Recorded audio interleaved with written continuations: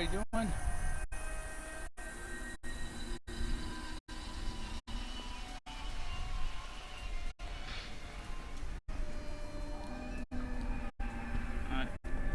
Something changed the location of the camera, I think. I think I'm just going to leave it where it's at.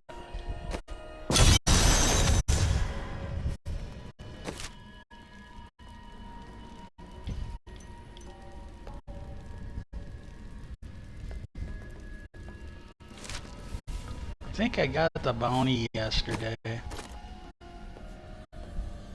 No, I guess I didn't. Okay.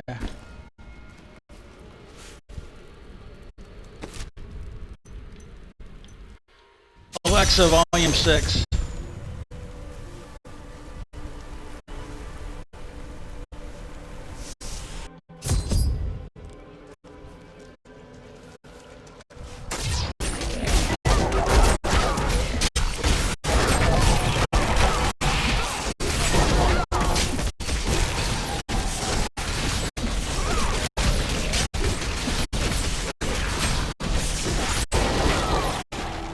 Set out in 1 week's time into the desolate sands to search for Kuhl's hidden archives. None of us have any idea what to expect. How far has Kuhl's madness driven? How much power has he accumulated in his mad quest?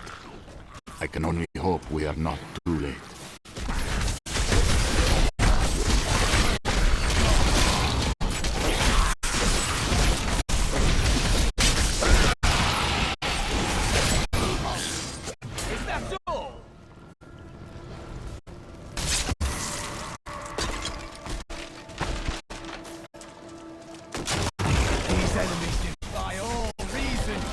Okay, I'm gonna kind of go off on a rant a little bit.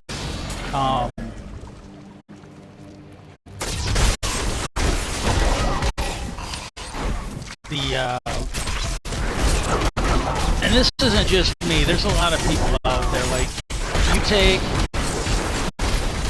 if you, I don't do this very often. I don't. Some of what I'm talking about today, maybe all of it, I don't necessarily consider it political, but most people do. And actually, screw that. I kind of vegged out during it, so I watched it again this morning. But I watched the Skinwalker Ranch last night at 2 times, and I watched the Beyond Skinwalker again, like on right after it. And I think I stayed awake. I don't think I nodded off, but clearly I was losing focus because I had it at a reasonable volume, and there were quite a few times where I'm like, oh my god, what did they say? And so I watched it again this morning,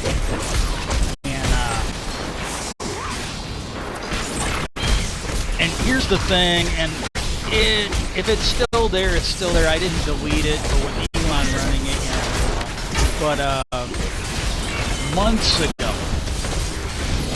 and I think it was before the new season started,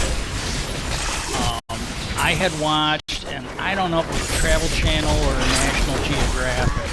I must wait to use that ability. It was this Frog Ranch place, and I said the other day, every time, whoever named that should not be allowed to name anything again. And every time I hear that name, I instantly think of Frog Comes to Helltown or something like that.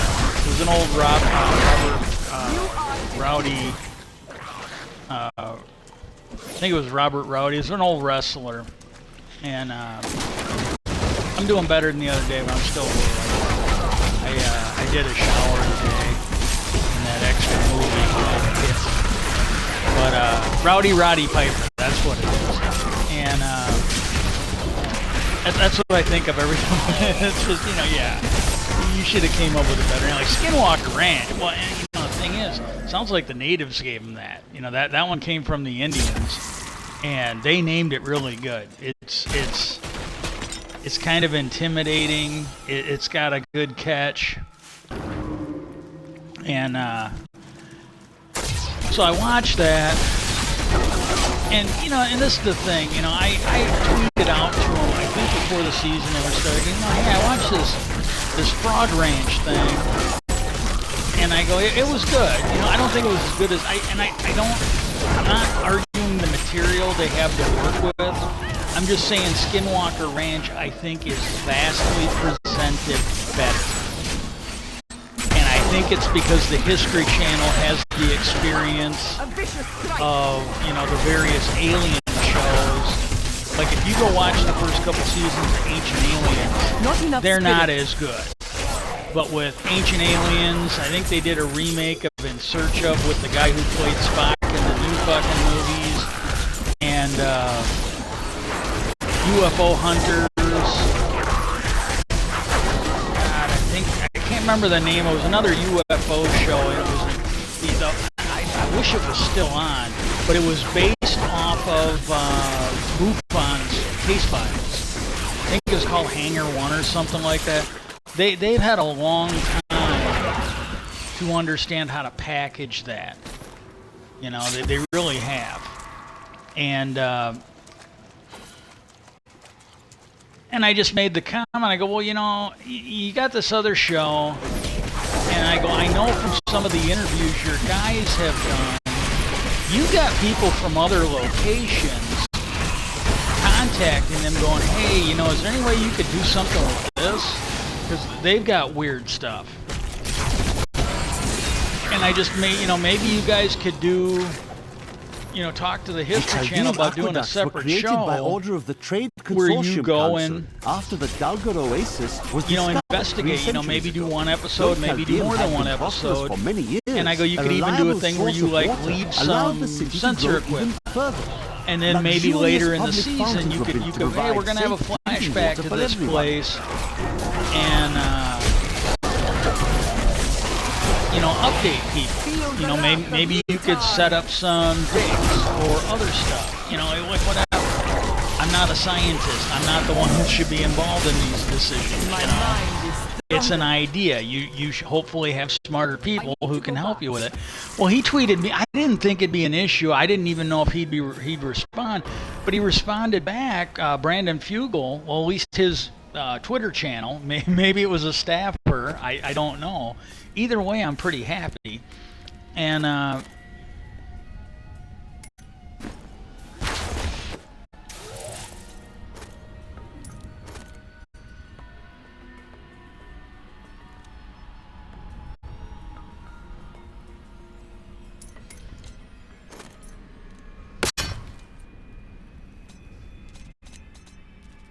hang on. Okay, better armor, higher life per second. Giddy up.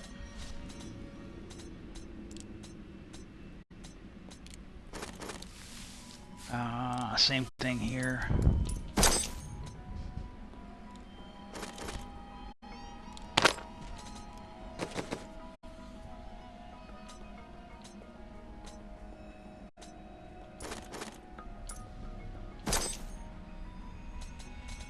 Give me a sec.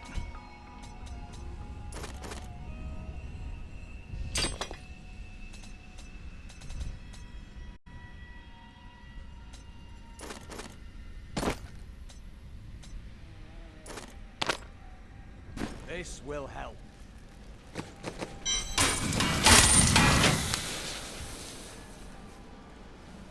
Well, anyways, he responded. He goes, hey, we already got something like that in the works. He goes, by the sounds of it, I think you're going to really like it.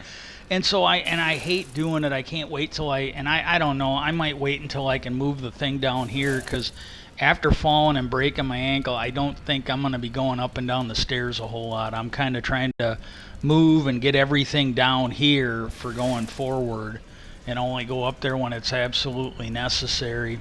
Hey, lady. And well, anyways, he said, you know, they were already working on it. Well, I forgot all about it until I saw the previews for the new show. And so I got on this crappy old computer I'm using, and I'm not sure. To me, it was just like poorly designed, maybe. But either that, or it's running at such an old processor, and it's running so much newer stuff, or you know, know what, but every now and then you'll be typing something, the whole thing will vanish and you gotta start over. So I don't use it unless it's, you know, and I can't do anything big. You know, like a little tweet. It is not and I've had times where I tried to tweet something out and it's just like, yeah, ain't gonna happen today. This thing is just not working. And so I tweeted him and I told him, I go, you know, hey, I forgot all about you telling me about this, but I go, I did watch the show last night, and I go, I cannot complain. I really liked it. And it was a couple episodes ago, what they did is they brought in a guy who, they brought in a guy with a company where they do like high-speed photography. Like instead of taking, you know, a picture like every, you know, like 60 frames a second, his cameras can shoot like thousands of frames per second or more. I don't know if he was exaggerating, but he made the comment that he could do 1 million frames. I don't know if he could do that, but he made a comment that he could do 1 million frames per second. The only option, the only alternative to that would be like a time lapse. But they brought those cameras in, and what they found was like a season or two ago, they launched a really big rocket with a lot of sensor equipment. And the rocket got up to like 30, 31 feet roughly and blew up. Like down by the engine, you know, at the bottom of it. And what happened was they launched another rocket, not as big. I don't know that it had as much sensor equipment as the big one they launched like a season or two ago. But what happened was this guy was filming. I don't have enough spirit. And he showed them that as soon as the rocket launched, some kind of ghostly image appeared in the camera. Right where the rocket exploded. You can make of it what you want, but you know, it got brighter as the rocket got closer. It did not travel with the rocket, where you could argue it was the, you know, the lit exhaust from the rocket. And as soon as the rocket, you know, entered the same area, it blew up. Now, you make of that what you want. I don't know. I wasn't there. And so what they did was they had another episode where they were doing something on the ranch, and it's like the ranch superintendent, he's kind of the one in charge of all the digging and stuff they do. He knows the guys to call if it's something he can't do. And what happened was, he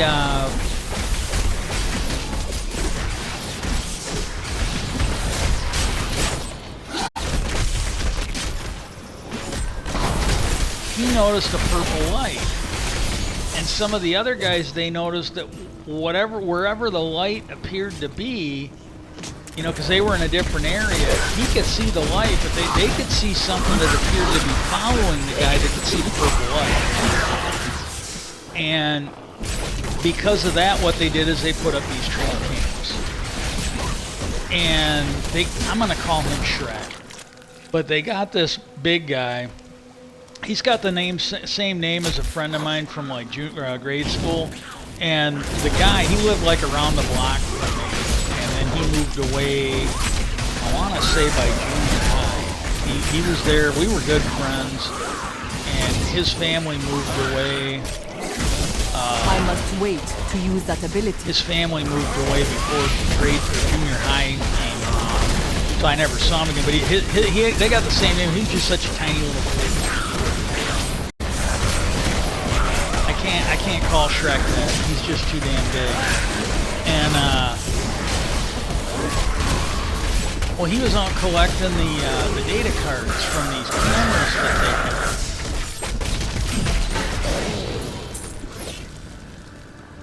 And he made a comment when they were watching the data, because it was just nothing to see. It was just, you know, fucking tree branches wiggling, and he goes, well, what's setting these off? Well, it could have been the tree branches and some of the other. They might have registered as motion. I don't know. I don't use them. And but I made the comment when I tweeted to him, I go, well, as far as him, asking what was keeping those cameras rolling, because there didn't appear to be anything there, I go, it might be there was something there. But I go, remember, you brought in that high-speed camera guy. I go, it might be there's something there that just was not getting picked up by your camera. It was basically in between frames. And then I think it was like the third video file, second or third one, it looked like he'd been checking them. Then he noticed that there was like an orb there, and it was there for one frame. So you got 3 frames, not there, there, and then not there again. And so I made that comment, maybe it was something that was really there. The sensors were picking it up, but the camera wasn't fast enough to get it. And then the other thing was on the news show. And I don't want to come off as like complaining, because I'm really not. I thought it was a really good show. I mean, I'm just observing. I'm not saying I would change anything, even if I had the authority to do so. But which I don't. The experts they got at the ranch, they probably got a limit to how much fucking shit they want to hear from the peanut gallery or whatever. But what happened was a season or 2 ago,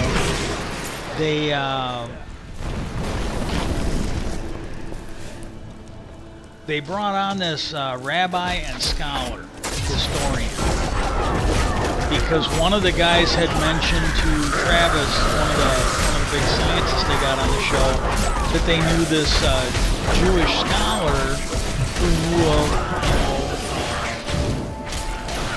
Hebrew ceremonies that, according to history, were meant to open and shut portals. And when he heard that, he's like, "You're kidding, right?" And the one thing I do like about that show, and if it turns out it's fake, I'll be really disappointed down the road. But I'm just like, everybody seems like they're pretty honest. And but what happens is you get these people that come there, and they don't believe it, and then you see that come to Jesus moment where they seem to have a change of heart. Like they did this a couple seasons ago.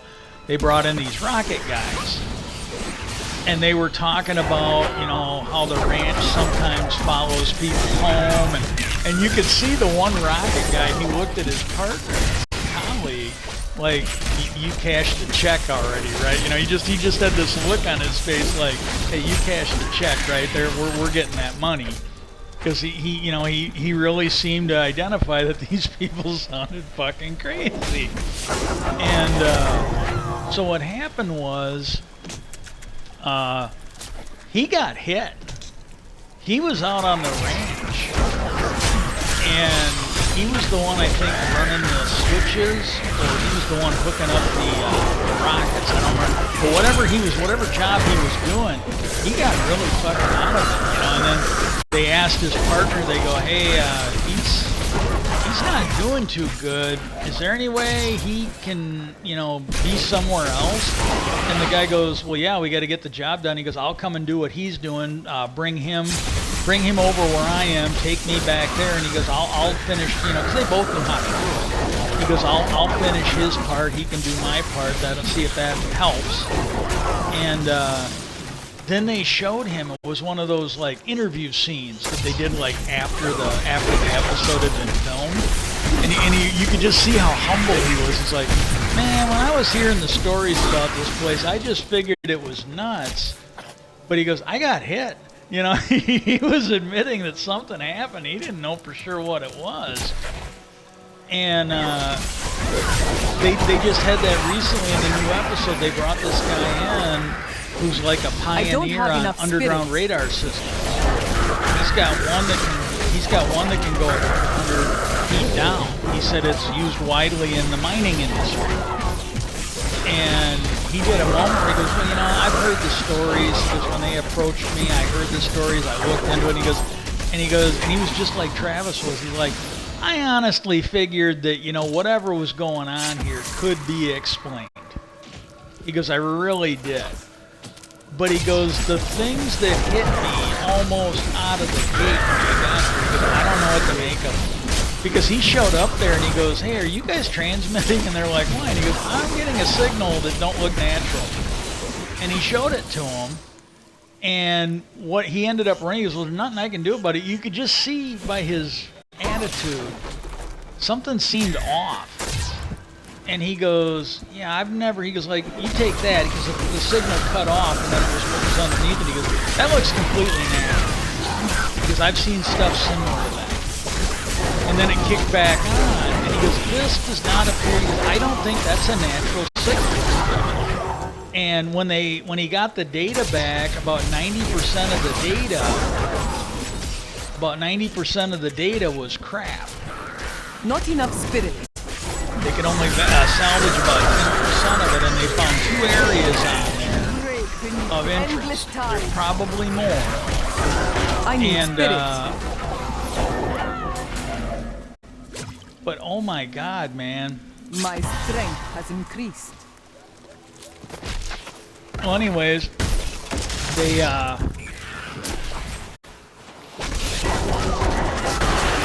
back on this, you know, they're talking to Travis about bringing in this Jewish guy. And I think it was an episode or 2 later where they actually did it. And he goes, look, he goes, I'm a scientist. He goes, I need stuff done with the scientific method. But he goes, I gotta admit that at this point, I figure, what the hell is it gonna hurt? So they brought this guy in, and they were measuring things. They had heat measurements, not enough spirit. radiation measurements on them, on the area. They had cameras. And the biggest thing they were doing was measuring like the thermal levels. And this guy basically told them that the ceremony needed to be done at night. And there was a preparation. They had to bring in rocks and all this other stuff.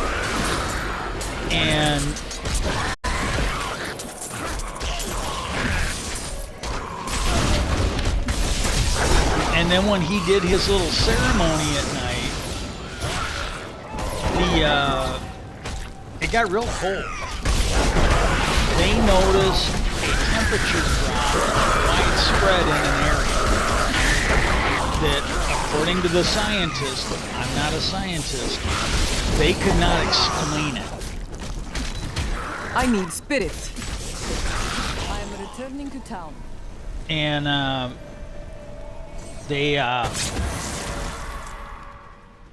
so then what they did, they wanted to see if they could repeat it. So I don't know if it was the next episode or just later in the season, but they did another one where they had recorded his ceremony.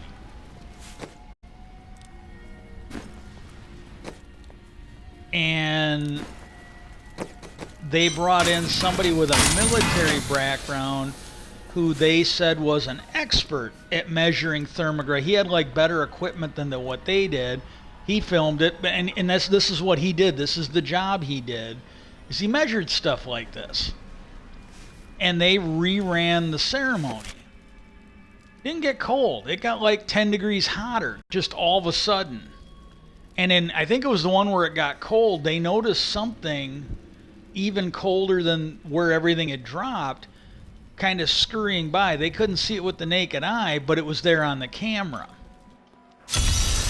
And so when they got this new show, what they do is they brought in lasers, they brought in the radiation detectors, and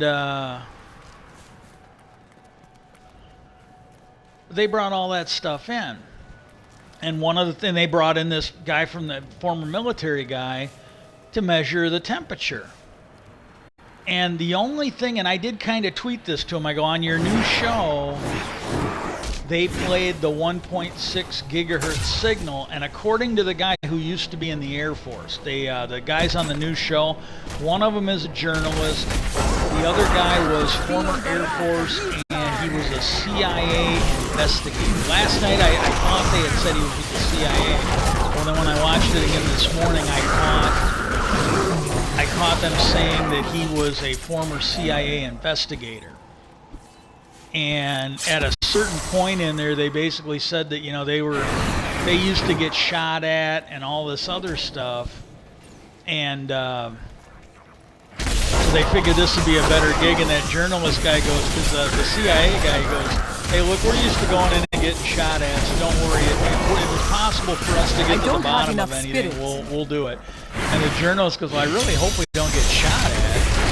You know, he was trying to make light of it, but he was like, yeah, I really hope we don't get shot at over this.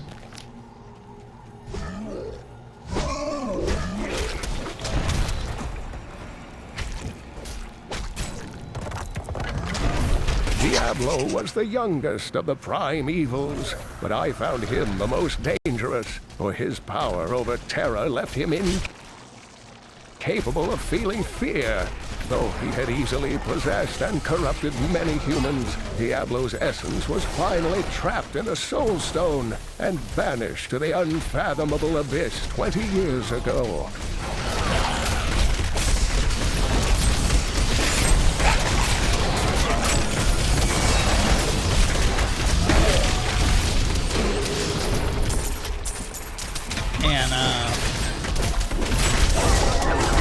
Not enough spirit.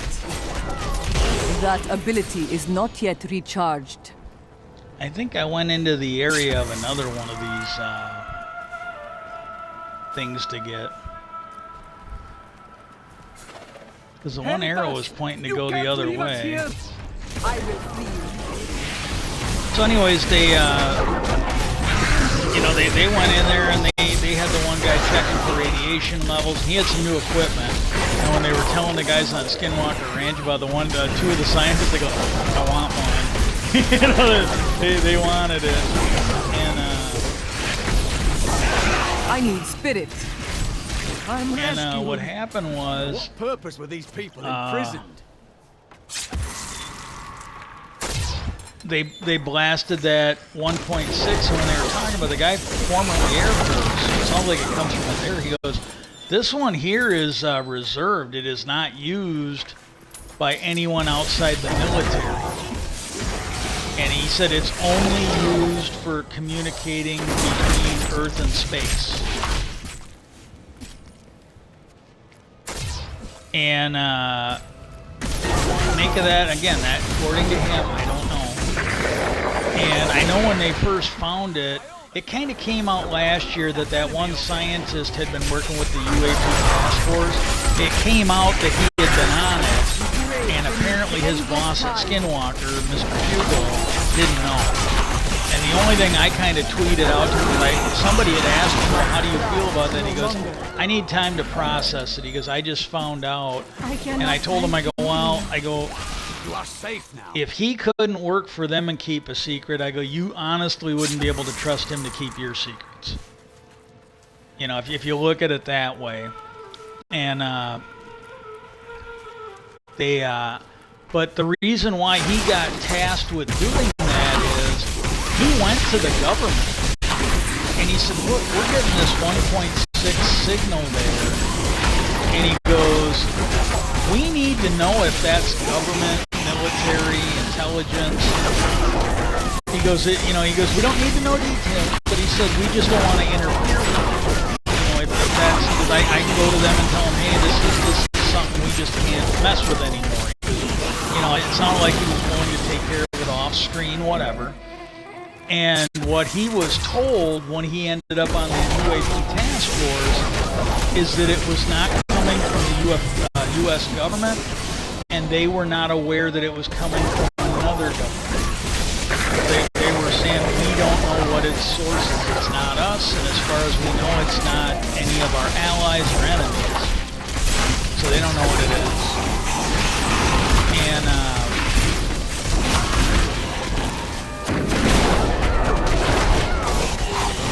so, this guy made a comment that it was basically reserved for being used to go between here and outer space.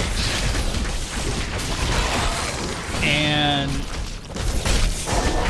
well, they did that, and they got similar results. It only went up 5 degrees. It didn't go up as fast. Because that first guy, he said, yeah, he goes, it went up like 10 degrees in less than 2 minutes at the ranch when they did that ceremony. This one here, it went up like 5 degrees over a little bit longer time.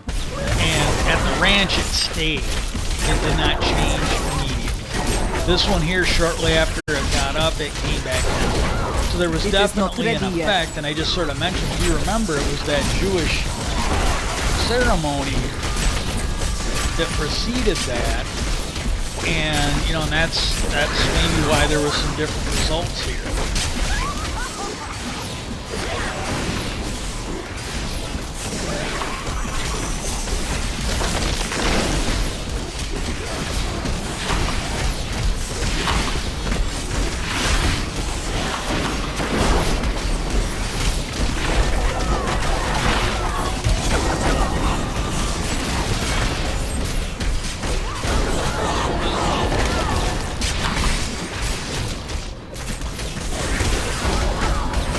That ability is not yet recharged.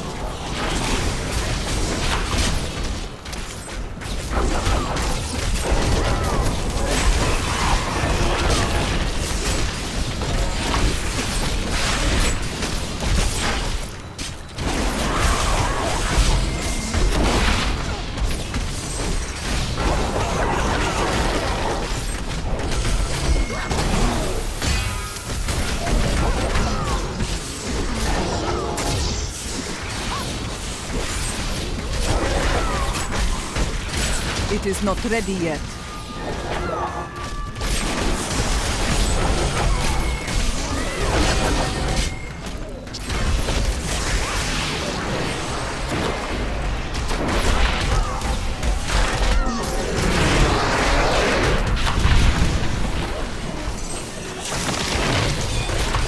Not enough spirit.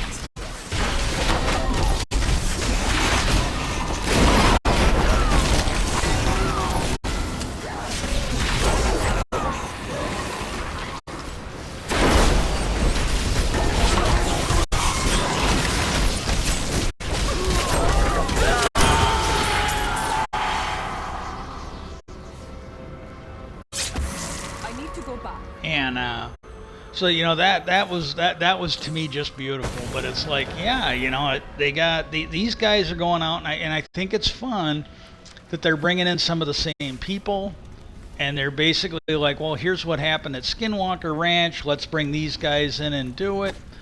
The interesting thing will be is that they start being tracked at these other sites by the unknown helicopters.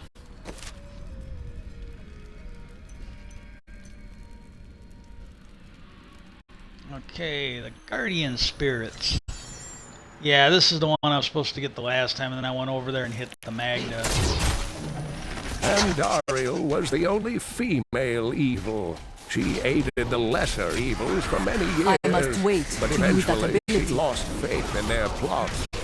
2 decades ago, she chose to help Diablo during his resurgence and seize the citadel of the Sightless Eye.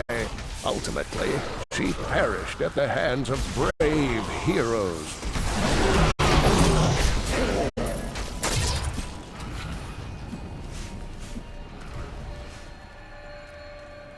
I came here, but the coat...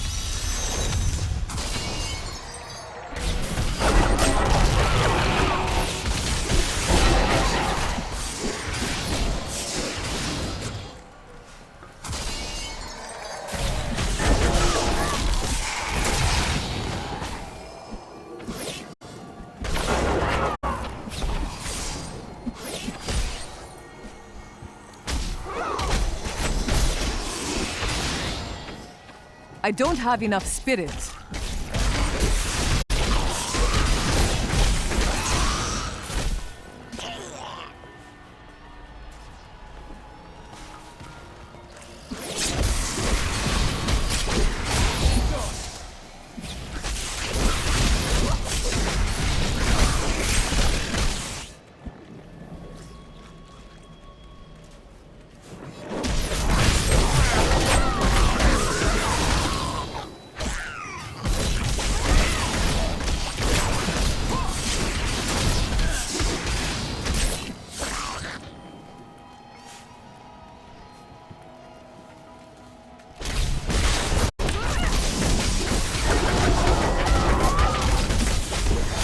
Bone Flayer.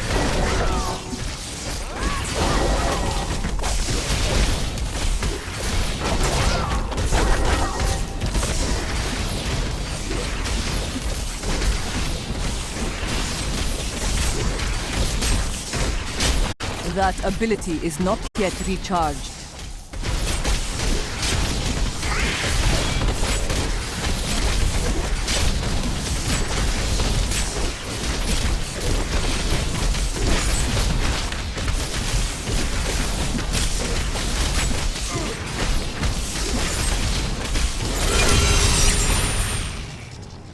I am returning to town. So anyways, you know, that happened, and I was really glad, and I might watch it again, because again, I don't think I'm better than I have been for a couple of days now. At least I feel better. Maybe I'm not, but oh,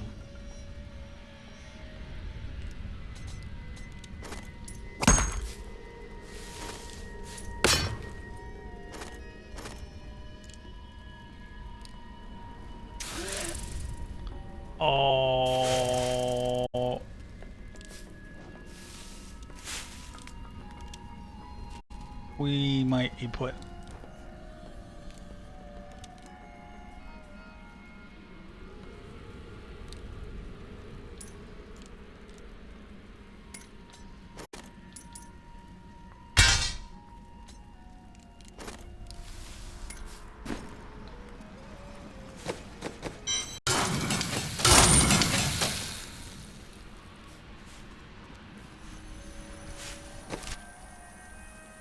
Okay. Kill the Tome Keeper.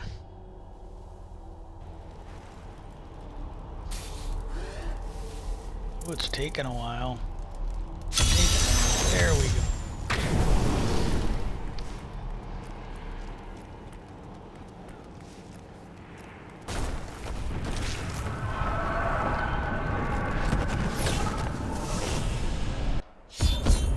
Okay, now to get onto that other thing, I honestly, it technically is. I'm not trying. I'm just saying I don't generally think of this as politics.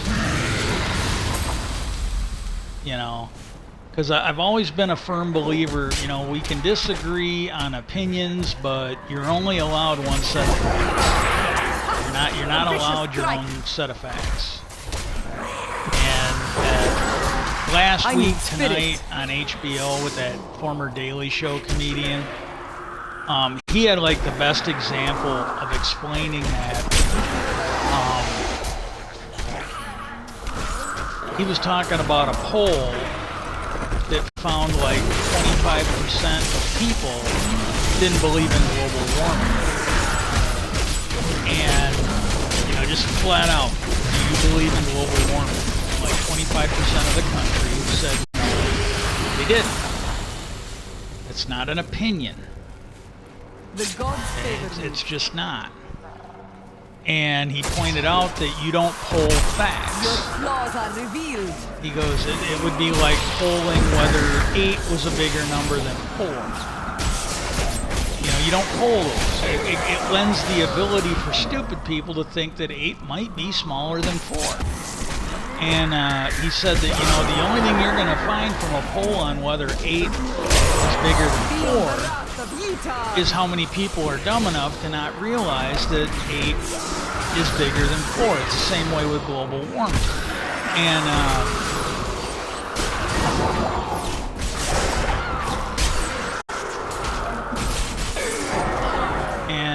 I think I got this. I used to have this on my Twitter page. I don't know if it still is. I'm not online much anymore. But he's a godfather of science fiction. Isaac Asimov. He's the guy. If I remember right, he wrote the Foundation series. He wrote the Robot series. And I think it's called I, Robot. It's got Will Smith. Actually a pretty good movie.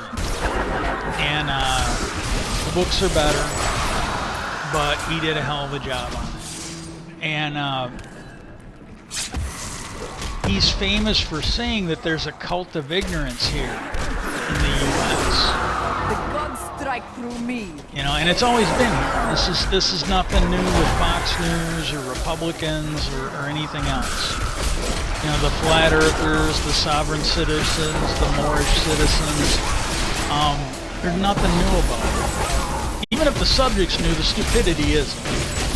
And he said that there's this cult of ignorance that believes my stupidity or my ignorance is as valid as your facts.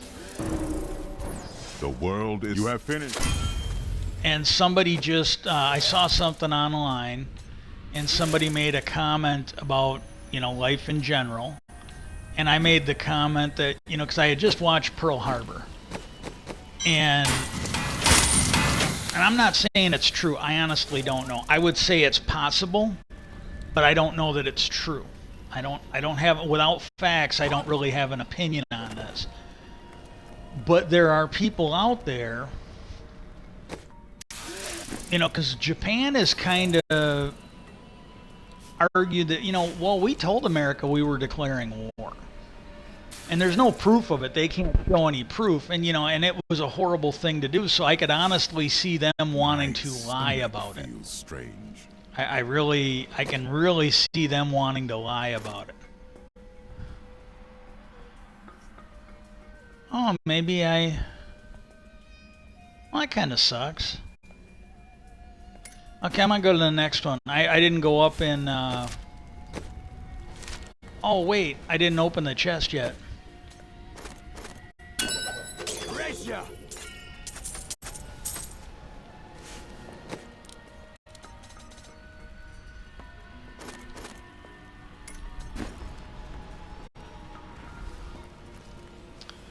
And so what happened was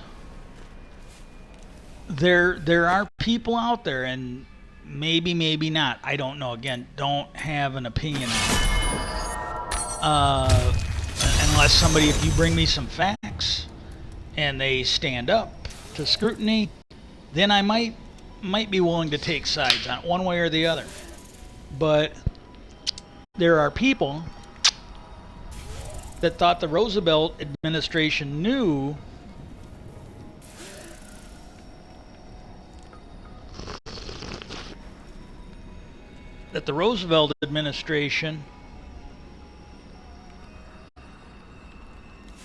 we were going to be attacked and let it happen so they could finally go to war. And, you know, for you younger people out there, feel free to look this up. I think I'm right on it, not 100% sure. But you can go look at the Americans who supported Hitler. You can go look at the Americans who were traitors to their country. They sided with Hitler over decency. They sound a lot like the modern-day Republican Party. I don't think they were as stupid, but they sound a lot like your Marjorie Taylor Greens. They sound a lot like your Jim Jordans. They really do. And same way with your people that supported McCarthy. He's from my home state. The junior senator from Wisconsin, who did so much harm to Hollywood. There's I honestly can't tell you if it's true or not, and I can't remember. It's if I'm not mistaken, it's got the guy from Breaking Bad. I think his name's Bryan Cranston, and I think it's called Trumbo, but I am not 100. I'm not anywhere. I'm not even like 50% sure that that's the name of the movie. But it was about this writer in Hollywood, and I can't remember the movie. I think it was the Spartacus one. It was a movie that Michael Douglas or Kirk Douglas was going to star in. He was a guy that, you know, basically got outed as a communist by, you know, the junior senator from my state, fucking traitor to America. When you know that, like, when you go back and look at the history, yeah, he did so much harm to this country. Wasn't even funny. And he couldn't work in Hollywood anymore. And there's a scene in there, and I think it's true. I don't know that it's true, but I really think it was true. I just don't know for a fact that it was. And Hollywood came to him, and they said, look, we need you to write. He goes, I can't write. I've been blacklisted by McCarthy. And they're like, well, you'll write under a different name. We'll keep it hush-hush. So he kept writing because he was the best writer in Hollywood. You know, they needed him. And he wrote, it was, I think it was Spartacus, but it was one Kirk Douglas did, and he wrote it. And they talked about it in there. Well, what happened was there's a scene in there. And I really don't want to go nuts on John Wayne, because I actually like the guy as an actor. But, you know, back then, like now, you got a lot of these people in Hollywood. You can't give them credibility just because they're famous. You can't give them credibility just because they're a star. You can't. You know? It's like people that were in the military. You can't just give them credit because of what they did. If they're saying stupid shit, then they have to be held. Just like Donald Trump. You know, if you're just because you're a president, you don't get a pass.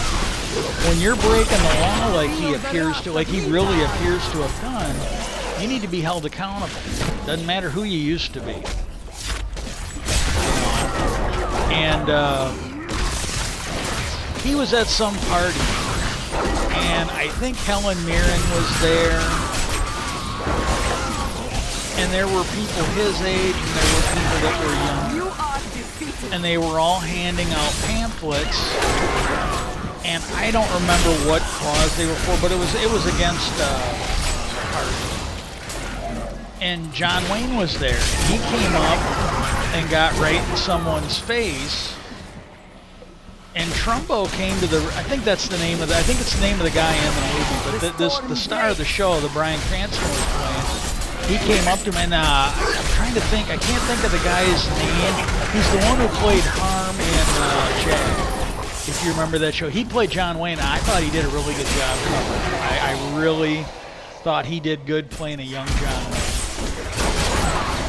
And he made a comment about how he didn't really say the word communism, but he hinted at it all. And he was talking about how, you know, they're tight, weren't helping us with Russia. And he goes, at a certain point, he goes, well, that's the second time you've made that comment about our tight and who we are. And he goes, well, yeah, you heard me. And he goes, I just have a question. I must wait to use that ability. In World War II, he served. Trumbo did, if I got the name right. He served. I don't know if he worked for the intelligence service or whatever, but he served. He was on active duty. And the one girl, I think she was played by Helen Mirren, he goes, you take her, 2 of her sons served. And everybody that was there with him all served in World War II. And he goes, so I don't understand when you're making these comments about us. He goes, we all served our country during the war. Some of us were actually overseas. We were not just phoning it in. And he goes, I think if we're going to have a discussion on this, about whose side we're on, or where we served, or whatever, and I'm paraphrasing. He goes, I think we should recognize that during the war, you were on a Hollywood soundstage, in makeup, being shot at with blanks. You didn't serve. And then he looked at him, he said, and if you're going to hit me, I'd like to take my glasses off. And John Wayne stormed out of it. And there's a lot of that in the Republican Party. And the thing that got me, and I kind of went off, and this is on my personal Twitter, not my gaming one. I won't put it up on there. But on my personal Twitter, I made, you know, like I got on there because last week they had they were trying to rehabilitate Comey. Oh lordy, they got the tapes, and he's doing a book tour, and I just want to say, I am not trying to discourage anybody from reading this book. I'm not boycotting it. I just don't think it's one I would, even if he was my favorite guy in the world, I don't think I would buy the book. It's just not my type of book, even if I was still healthy. I quit reading a few years back because every time I would read on a good day, I might remember what I read, but a lot of times I'd read, and then I'd come back, and I had no idea where I was in the book, so I ended up rereading, I think, the same section over and over again.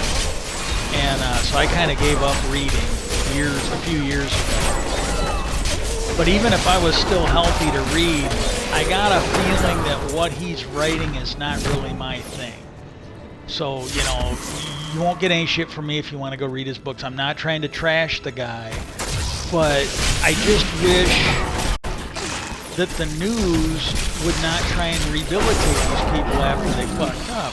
This is a guy who I don't think you can honestly argue, I don't think this is an opinion, that if it wouldn't have been for Comey doing what he did, if he'd have been fair, Hillary would have probably been elected. All the polls had her in the lead and leading, and then he did his 6 months before the election attack on her. And there's a thing on HBO, it's called the Comey Rule. If you are interested in this, I'll go watch it. They do a better job covering Comey than the mainstream news does. They honestly do. This is a guy who was told repeatedly by his staff, what you're doing is wrong, it's not done. You are the FBI director, you are not the Deputy Attorney General, you are not the Attorney General. You are not to be doing this. You file your report, you give it to DOJ, you call it a day. They go, you either indict or you don't indict. You don't leak. You don't go out and make up stories, tell stories about this. Well, he did. And he went out and did, you know, and here's the thing. I don't think he's ever worked for the State Department. I don't think he talked to Colin Powell, because if he did, Colin Powell went and gave a press conference at a certain point where Hillary was under fire. He's not a liberal. He's not what the Republicans would call woke. This is a guy, you know, old school, diehard Republican, and he came forward and he said, look, I did some of the same things Hillary did. He didn't have his own server that was set up to do business of a former president. He basically kept his on his AOL account. And I got a feeling that what Hillary did was at least as secure as an AOL email address. And that's what he did. He left it on AOL, you know, so when he was doing the government business at state, you got mail, you know, launched when he was checking his data. And he said there was real concerns about the security of the servers at the State Department. And he did the same thing Hillary did at the end of the day. The ones he thought needed to be archived, he archived, and the ones that had nothing to do with the State Department, he just deleted. And he made that call, just like Hillary did. And nobody was on a witch hunt for him. And everybody, there were like a handful of people, all the people that immediately reported, they warned him. They told him that exactly what happened was going to happen. They warned him ahead of time. And in these interviews that he did, he still doesn't understand that he cost Hillary the election. He doesn't get it. He just doesn't get it. That right there is grounds for not letting him off the hook. Because it absolutely sounds like that if he had it to do over again, he would do the exact same thing. With Trump not being in office, we don't have kids in cages. With Trump not being in office, we have like a shitload of people that would still be alive from COVID, because it would have been handled. With Trump not in office, there's many of our allies that were killed, like Syria and other places. There's many of our allies that would have been not killed because you didn't have a dictator wannabe in office selling them out to Russia and Syria and everyone else. I mean, it was just bad. You don't have, with Hillary in there, you don't have a president leaking Israel's code word clearance fucking intelligence to Russia. I mean, you just don't. And, same way when you look at Bush v. Gore. And I gotta be full disclosure, I voted for Nader. I, like many now, I'm like, well, I really don't want to vote for Gore because his wife was, for censorship, and I didn't want her as first lady. Looking back at it, it was a mistake. Nader, I don't think would have got much done if he'd have been in there. Maybe, maybe not, but I don't think he'd have gotten a lot done. And I think we'd have been better off with Gore rather than Trump or Bush. Because with Gore in there, maybe 9/11 doesn't happen. The people in the Pentagon basically said that as soon as Trump got in there, it felt like they put terrorism on a back burner. Well, maybe if terrorism hadn't gone on the back burner. The Rift Guardian is here. Because Al Gore had protected, like, stealing planes and using them as a weapon. That is something that they prepared for the Georgia Olympics. This was not some new and clever plan. They'd already prepared for it. It is not ready yet. And,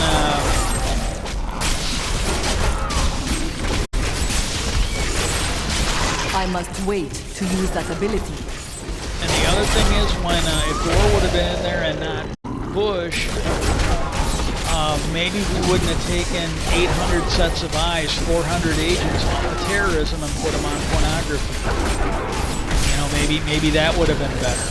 If Gore had been in there, maybe we wouldn't have had military people who were protecting us after 9/11 fired because they were gay.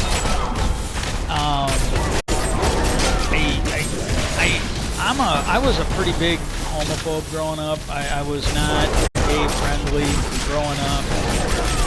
But when I saw that we were put at risk, we were made less safe because of this fear. That ability That's is when I not realized yet we can't afford this childish attitude. We just can't.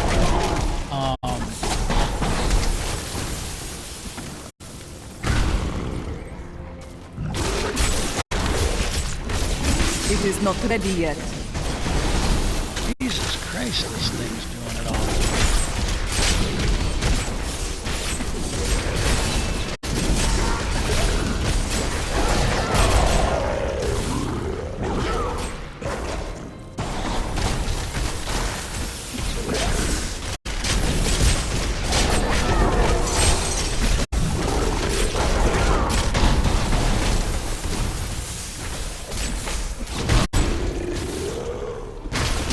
I must wait to use that ability.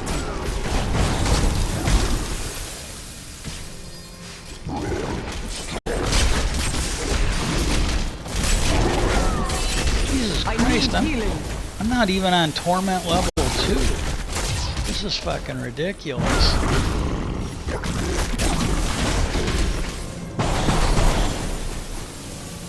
It is not ready yet.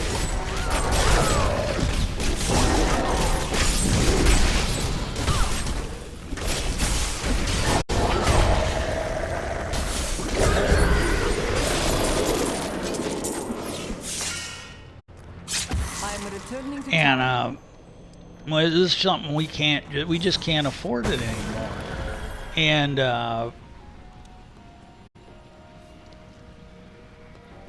I'm looking at it.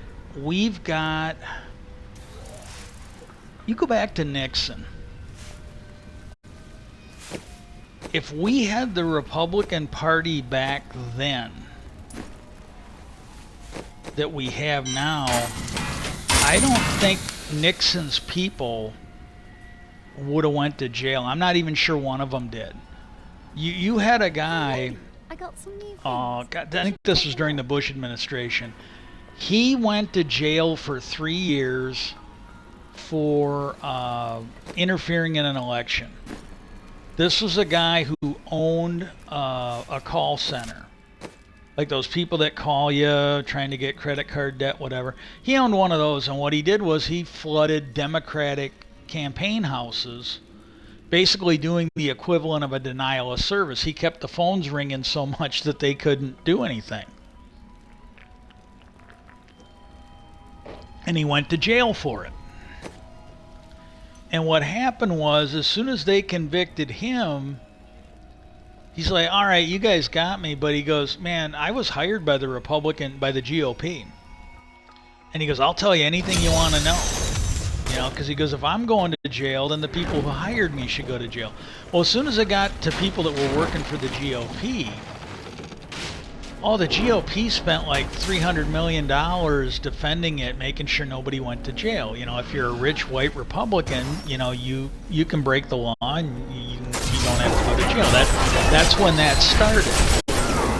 And if we had that back there, and I haven't really been able to watch it, but it's called The Plumbers. It's on HBO. If you get a chance, I've heard it. I watched like the very first episode of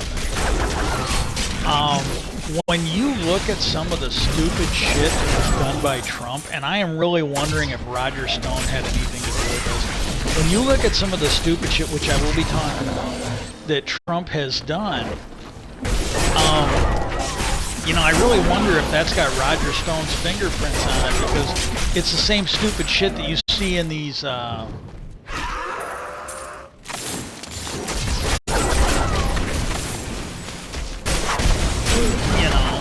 and the one thing, you know, this is another guy they're trying to rehabilitate, Bill Barr.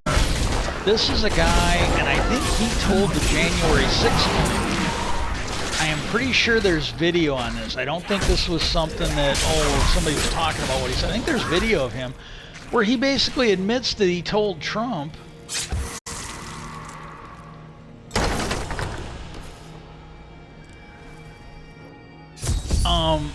he admitted to Trump that what he tried to do might have worked if he'd have hired competent lawyers.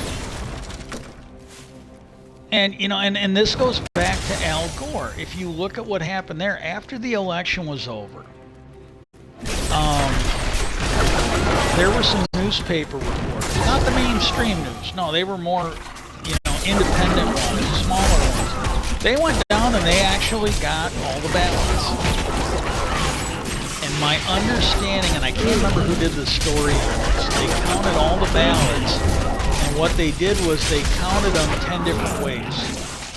I don't know if there were only 10 court standards or if they took the 10 most important court standards. But they counted the vote 10 different times. And what they found was 9 out of 10 times, Al Gore won. What they found, and this is, if you can take the irony, here's the irony of it. If they counted the way the Bush administration wanted, Gore won. But they wanted a statewide vote, along with 8 other ways. If you just recounted the 1 or 2 counties that Gore wanted, that's the only way Bush won. You know, there's your irony.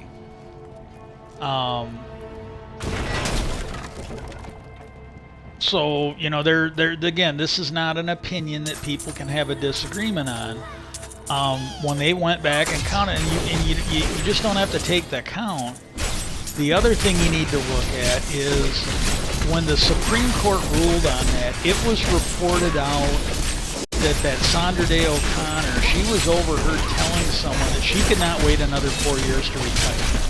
So Bush had to win. Whether he actually deserved it or not, she didn't give a fuck. She wanted a Republican in office so she could retire in the next 4 years. That should have been enough to disqualify her. And then it would have been 4-4, and it would have stayed with the Supreme Court ruling in Florida, and Gore would have won if they'd have recounted. We know what happens if they would have recounted. He'd have won. And that is something that should be shouted at the rooftops. That is not something that they should be allowed to get away with. You know, yeah, we're not going to change it, but we need to acknowledge that they stole that one election. And then the other thing that you got to look at is when the Supreme Court ruled, they said this was not precedent, that this only applied to this election. There's further indication that they knew what they were doing was wrong. Because if there was nothing inherently wrong with what they did, then that would have been precedent. That Every ability future is not court yet case would recharged. be weighed on whether they needed to do that. That is not what they did. They said, oh, this is a one-time thing. And you go look at the Roberts Court now, when you've actually not trying to steal an election. And I think there was language in there, and there was a lawyer who said, look, I'm going to break this down into English because it's in legalese. He goes, what they're effectively telling you there is that they're effectively telling you I must wait to that, use that ability. George W. Bush was told he won the election, and if they go and recount it and he didn't win, they'd be disenfranchising him, which is effectively what they said it in legalese, and he said, that's exactly what's supposed to happen. You know, like, you know, just to make this a little personal here, when I was on third shift at General Motors, I need to go back. we didn't have a group leader. Me and the other team leaders kind of ran the area, and they had a group leader over in Trim 2 that if we needed anything that we couldn't get, he'd get it for us. Well, what happened was whenever I had to cover the guy's team next to me, what happened, and I worked in that area on second shift, not third shift, and the guy who had been the group leader there, he was now what they called a business manager. He'd gotten promoted. And what he would do is if the material guys went to break early or got behind or some other bullshit, what he would do is the weather strip that went around the frame of the car, the door snapped into it, and that's what gave it a water seal when the door was shut. But it went on the frame of the vehicle, and it went around where the doors were mounted. Well, what he'd do is to avoid shutting the line down, to avoid getting material fixed, he would just go have them take the parts from the other side and slap them on the right. So he'd take the right-handed parts and he'd put them on the left side of the vehicle. And I thought it was fucking stupid. And I didn't know as much about the quality. It was also wrong. They shouldn't have been doing it. Well, when I got into Trim 3, I found out that it caused problems because there was this thing, like when you rolled that weather strip in there, we called it a ripcord. What it was called, what officially it was called, the people doing the job called it the ripcord. And what you did is you just ripped that off, and then what it is, it pulled the seal up, and it made it final. It covered up all the wiring and all the other bullshit. Well, it was intended to break off up by where the dashboard was, where the instrument panel was. Well, when you put the wrong side vehicle part on, it didn't break in the right spot. It broke in the middle of the vehicle. It didn't break up by the instrument panel. Well, what I would do is every one of them that I got, and whenever you got one, usually you got a series of them because usually it was, they needed at least 3 or more until they could get something from material out there. And then what happened was every time I would fix them, and then I would put them in the system. And it was creating paperwork for the group leader over there. And so this group leader from Trim 2, he said, hey, I got a call from so-and-so, you got to quit doing that. And I go, why? And it was the first time I'd ever been told to not write up defects. And it was not the last time, and it was not the first time I got wrote up for refusing to ship defects. I did my job, I wrote them up. And I go, I don't understand. I go, they're coming over. I'm writing them up. I go, that is what I'm supposed to be doing. And he goes, well, yeah, but it's causing problems with him at the meetings after work. And I go, yeah. And I go, and they will continue to until he quits shipping that stuff over here. I go, that's the way this system is supposed to work. And he goes, you can see the light bulb come on. He was not a bad guy. He goes, you know what? You're right. You just keep writing them up. I'll let him know that if he doesn't like them wrote up, they need to quit sending them over here. Because I explained to him what the problem was. I don't know if I could show him or not, because they weren't coming that moment. But I explained to him what the problem was, and I go, you know, they should continue until he stops sending that stuff over here. And the people on his team loved it when I covered their team, because if they were getting stuff like that, I would just write them up. I'd bury whoever was sending, and I'd bury them in defects until they quit sending them over. Sometimes that didn't work, but it did in this, because we were far enough away from Trim 1 that when we wrote them up, they automatically created, I think, paperwork at the ship leader level, which then the group leader had to explain. And so that was that stopped. And you know, I don't get it. You know, when you see this stuff, you take like the Bush administration. If they would have actually held people accountable for war crimes, like that guy that worked for Bush who wrote the memo, the torture memo, if he was linked to a war crimes charge, if he at least lost, I mean, Bill Clinton lied about a blowjob, and he had to basically give up his law license for a certain amount of time. If that guy had been disbarred for writing that fucking memo, maybe the legal staff that worked for Trump wouldn't have been willing to do his bullshit. You know, if that guy had been sentenced to war crimes and gone to The Hague and maybe spent some time in jail for his part in war crimes, maybe the lawyers that were, you know, maybe those lawyers, after Bill Barr fired their predecessors, maybe those lawyers would not have done what they did with Roger Stone and Michael Flynn and others. Maybe Bill Barr wouldn't. You know, if there'd have been some accountability. And I don't know. I don't know. But that to me makes sense. Comey, if Comey was not given a pass the way he has been,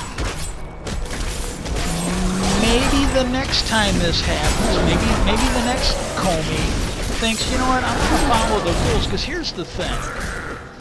And I don't have a problem with him coming out. I don't. What I have a problem with is if he, and to me, if he did not think it was real, he shouldn't have investigated Hillary. I have a feeling that he honestly thought it was worth looking at. It's like the whole thing, you know, we know now, those women that came forward to talk about Bill Clinton, they were fucking homewreckers. They were worthless fucking people. But at the time, you didn't know. It's like at the time you're like, well, okay, you know, hey, he likes to sleep around. Maybe they need to investigate this. And investigation after he found nothing. They literally, you know, hey, I can see where, you know, when that Hillary stuff came in, he said, hey, I got to do this. Well, even if you thought everything that they were saying about Hillary was true,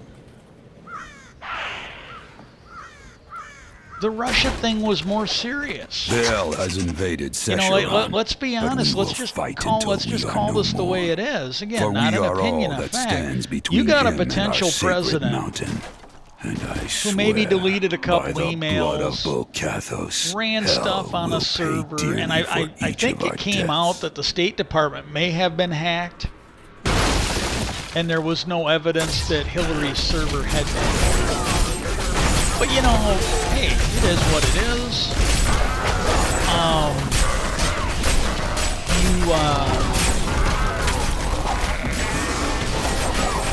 You know, so you investigate it. Well, if you thought, and at the time he was making most of his out, he didn't think.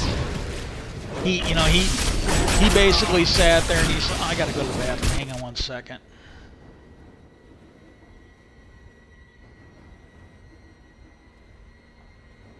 I gotta go to the bathroom. Hang on one sec.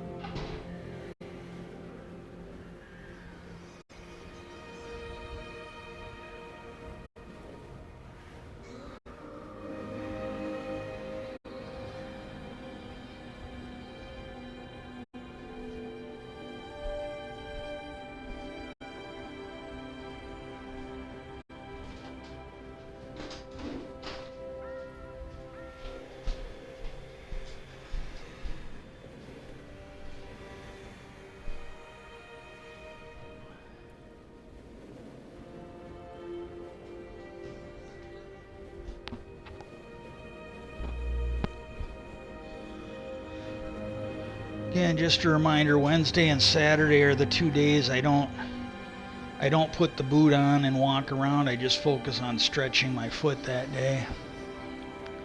But oh, give me a minute. You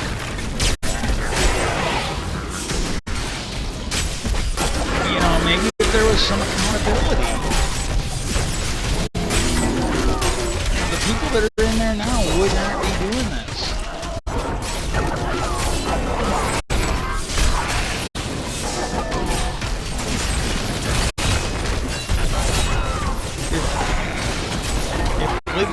If Libby went to jail, Scooter Libby.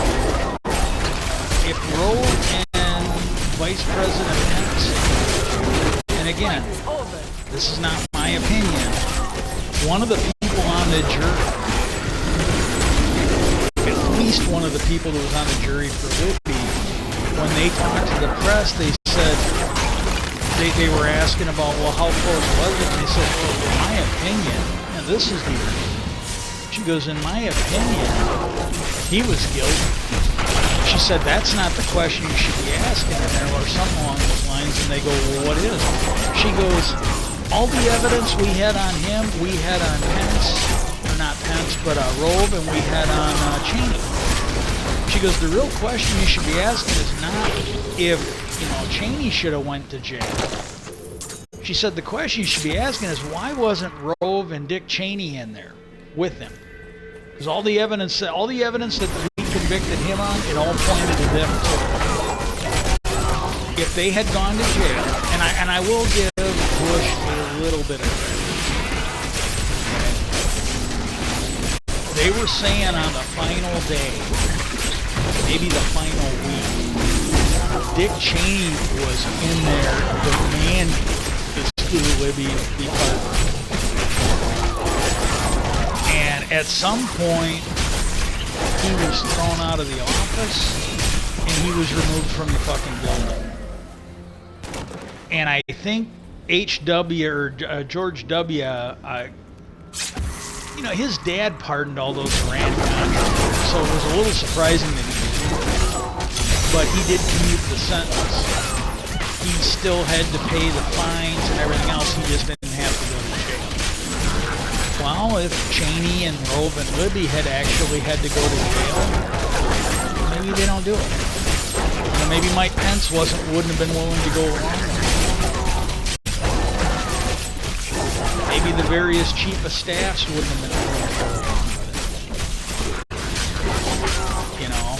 And the other thing, and this is something that we have not had a moment on, all these people in the Republican Party at the state level and in the national office in Congress in D.C., none of them have been held accountable yet. You know, the senator, you know, the senior senator, I don't think he's the junior senator like McCarthy. This is a guy that they tried to get him to come in and bring like fraudulent documents to Dick Cheney or to Mike Pence. And the real question is, well, why hasn't he been charged? There were members of the House that were given what appeared to be recon tours. They were not open to giving tours. When one of the Democrats saw these people in here, or in the Congress, they asked the Capitol Police, and they said, well, look, the only way they could be coming in to do those tours is that they were brought in by a member of Congress. There's no scheduled tours. This is not something that's happening. The only way they get this done is if they come in with a member of Congress. I'm not sure it's even been investigated.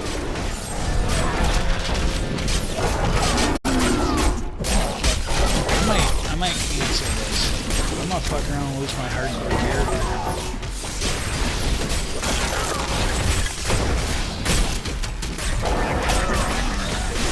And you know, and you know, there's so many of these Republicans in there. They really appear to be trying to misuse their office to make it harder to convict Trump for his crimes. these are things these people should be basically held accountable for. There should be limits to that speech and debate clause for Congress, where if you are, just like there is for executive privilege and the lawyer's privilege. And we've seen it with Trump, both of them. They're like, oh, well, yeah, there really doesn't appear to be any executive privilege for what you're saying, but even if there was, it would be hitting the crime fraud exception. And it's the same thing with the privilege of some of his lawyers. Some of his lawyers have been forced to testify to a grand jury. One of them had to turn over his notes because any client lawyer privilege that he had went out the window when you are looking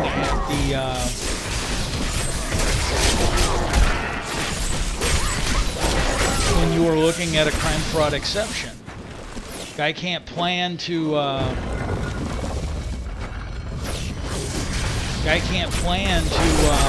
overthrow the government and then hide behind the client lawyer privilege. Just can't.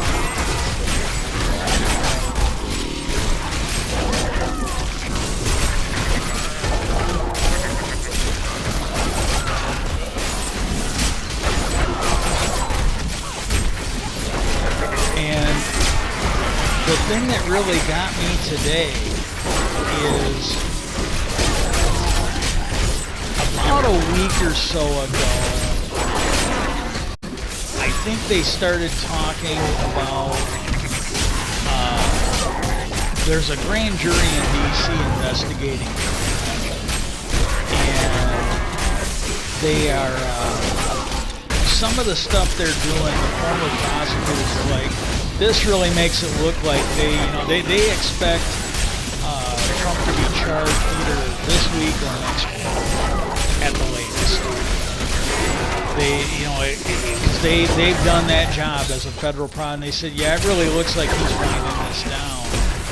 And but the thing that I just discovered, like within the last few days, is there was a second grand jury in Florida,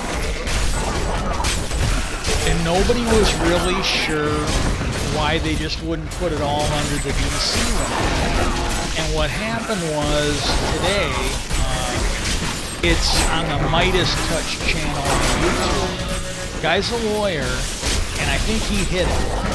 He suspects, because other people have been speculating for a day or two now, but they were saying, well, maybe there's some crimes that only happened in Florida. Maybe it's associates of Trump, like people that worked at Mar-a-Lago, etc., etc. Well, the thing, and I'm not entirely sure anybody went into it like this, but the thing they were talking about on Midas Touch today, and I'm not a lawyer, I'm not a pool guy, never worked at a hotel, a luxury hotel or anything. But what they were seeing was, like a week or two ago, they were talking about how the video evidence that had been claimed by the federal government of the security cameras down there at Mar-a-Lago, it appeared to be doctored. So there was that. You basically got this footage. It's like you ever watch these auditors or sovereign citizens. They will go around and film people, and you'll see these jumps where they're clearly editing that video, and it was like that. I guess that's what they were reporting. That apparently that videotape that was given to him, to the special prosecutor, looks like it was doctored, and it still was incriminating. And I need to go back. well, what they said now is, not only was that doctoring the video must have been Plan B, because what they're saying is apparently the pool boy or somebody that worked at Mar-a-Lago down there in Florida, he basically emptied a pool into the server room. Now, Excellent. They didn't say it flooded the hotel. They didn't say it flooded the estate. They said it flooded the server room. And here's the thing.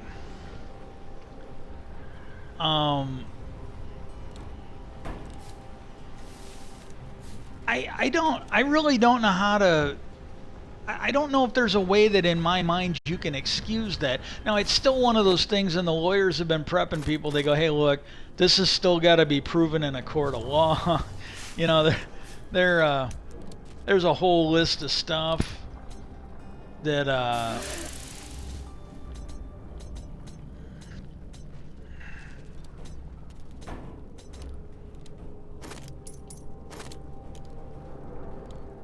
yeah, I really wish I could use that, but let me take a look.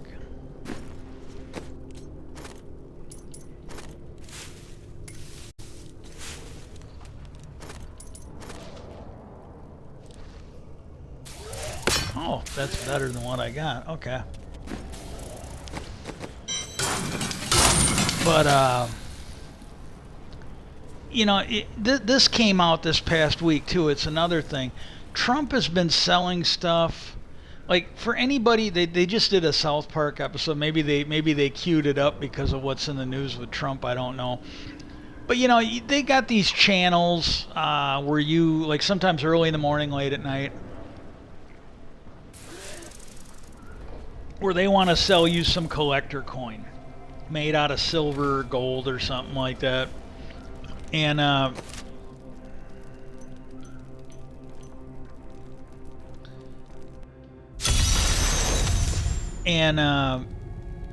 Trump was selling something like that. They're like platinum checks or some other shit. And I'm not entirely sure that I understood the whole reporting on it. I'm not entirely sure they understood it. I think they were hitting it fresh. But it was something along the lines that I was not having. That was the day where it might have been that day I canceled my stream and went into something else. It might have been that day. So I might have just not been in the right state of mind. Maybe I wasn't, you know, following it as well as I could. But there was something in there where I think they were reporting that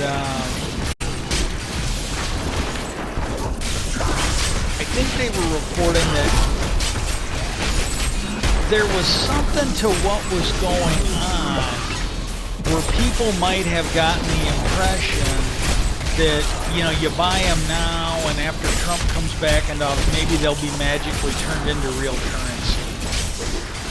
And they were reporting that some of these MAGA people were going into banks and trying to cash them in now for what they, you know, and I'm not even sure they could. There's something my brother was telling me was on that South Park episode. The one guy's grandfather bought him something. I think he said he paid like $6,000. I hadn't seen the episode. And it was made out of gold or something. Well, he took it somewhere where they buy gold, and they were willing to give him $15 on it. And it was, you know, his grandpa paid like $6,000. I think that's extreme, but you know, it kind of gets the point across. And I think I gotta go the other way. The gods strike through me. But you know, that one there, I can honestly see how somebody might have fallen for it. Especially an older person, somebody that. But this thing down at Mar-a-Lago, I'm sorry. At a certain point, maybe you should have to give up your right to procreate, because, you know, at some point, I can't imagine. It's like that whole Abu Ghraib thing when Bush was in office. The only one who caught this right away was Chris Matthews. I really miss him not being on the air, because he cut through the bullshit with a fucking electric scythe, man.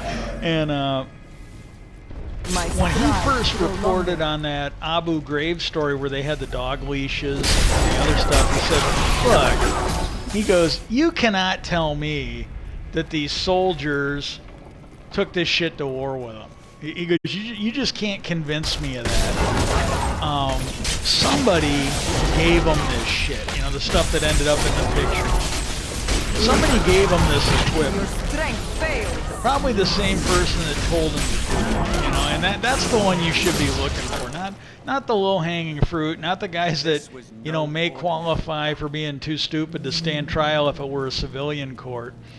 And this is the same kind of thing here. It's like, I can't imagine that a worker at Mar-a-Lago just accidentally or on purposely somehow suddenly, after, you know, suddenly flooded a computer server when he emptied it full. And I don't know. I don't really see how you can excuse that. To me, that is something where you are like, yeah, I ain't doing that, you know. And again, I'll make this one personal.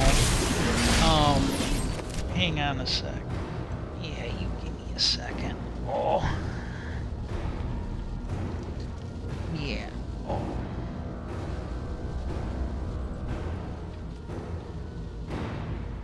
Yeah, you come here. Yeah, you come here. Oh. Yeah. But when I worked at General Motors, and I did not see this, I never saw anybody do this. I heard about it. Somebody asked me. I'll tell you what happened, and it's to the best of my ability. But I came into work for one day, and somebody wanted to know that if I had been given an order to glue an electrical connection together so we didn't have to replace a wire harness, if I would do it. And I looked at him, and I can't remember if one of the committeemen was there or not, but it's like, I go, I would not, I'd refuse to do it unless it was written on paper, and, you know, written on paper, signed by the group leaders with witnesses, and a committee call. And, you know, and then I said, if all that was done, then I might. You got to understand, like, when I worked in Wisconsin, the union we had would routinely stop management from shipping defects out of the plant. You be good girl. Yeah, you be good girl. And when I got down to Indiana, there was stuff, you know, it was door panel defects, and I finally got the committee man, and these were things that I think Helen Keller could have seen from orbit. And we were shipping them out the door. It was the new panels. And I got the committee man out, and he was fairly new to being a committee man, but I'm like, look, you guys gotta write a grievance. You gotta basically stop this shit from going out. And he just looked at me and goes, well, you know, it sounds like they got a plan, nothing we can do. And I'm like, my union at my old plant used to shut shit down for this. You know, they did repeatedly. They made a big deal out of it. They didn't down there in Indiana. And I went up the chain, and they're like, well, we'll at least get some grievances written out, from what I remember. But they just, you know, and so like on this one here, I'm just like, well, I'm staying out of it. You know, to me, you don't glue an electrical connection together, you change the wire. See, and this is the thing, and I don't doubt that it happened. I just didn't see it happen. I heard about it through the guys on my team were over. They really were. And there was another one. It was one of the guys on my team caught something, and I honestly think he was right, but I couldn't get to the facts of it, and he basically thought I was going to ship it, and he got kind of upset, and he goes, hey, I want Bubba, and I go, look, I'll get you everything you want when I get done. I go, I'm trying to get this in the computer. And he goes, yeah? I go, yeah. I told him, look, I don't know. And I go, the stuff I'm looking at, I can't find out if you're right or not. So I go, what I'm going to do is I'm just going to write it up. I'm going to put it in the computer. I'll put it on the paper. and you can absolutely have the truck number, but I go, I can't figure out, you know, if that's the right mirror or not. And then he calmed down when he realized I wasn't going to try and look. I don't know. Not knowing, I'll write it up. Somebody else, at least there'll be a record of it being in there. And but yeah, I told that guy, yeah, I would not be gluing it. But the thing is, though, this had happened like, shit, we're talking like over like roughly 20 years ago. I think it happened before I started. And you had good people who were just honestly trying to do the right thing. Maybe they weren't, but their heart was in the right place. Let's just put it that way. And if they got something that came by and it was fucked up, they would splice electrical connections. And it was important connections. It was stuff on the main wire harness. It was stuff for the airbags. Well, that was the first thing. My understanding was, and I could be wrong, because a lot of this happened before I started working there. Not all of it, but some of it. I'll wait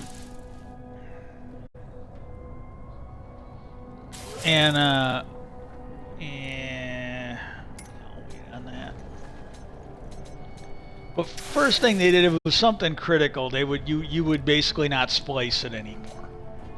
And I mean literally a splice where you're cutting the wiring, twisting the cables, wrapping it in electrical tape. But there were people that honestly did that because they're like, well, you know, especially if it's on the main part of the vehicle, that main wire harness was a pain in the ass to switch. So, you know, there was people trying to do the right thing. Maybe they shouldn't have, and it eventually got changed. But this, I think, was the same thing. There was somebody like, oh man, if we can just glue this electrical connection in, we don't have to replace a broken wire harness. Nah, you should really, you know, that is something I wouldn't have done. Splicing it would be better. Could you imagine it? If you take that in because you need some minor, like there's something wrong with the door panel, or there is something wrong with the switch, and you take it in to get it fixed, you're probably going to get charged for that because the people at the dealership, the people at the authorized repair place, they're not going to think that somebody working at GM is gonna fucking super glue an electrical connector because they're too fucking lazy to change the wire. They're just not going to do it. And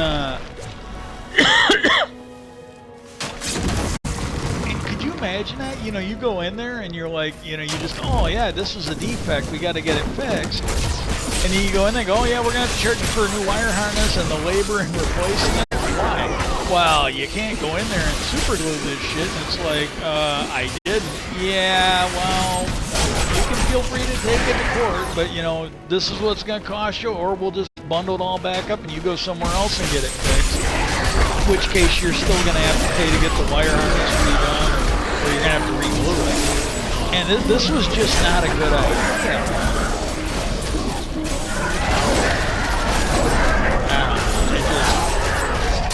That's the thing. If you actually have shit like this and you start holding people accountable, well then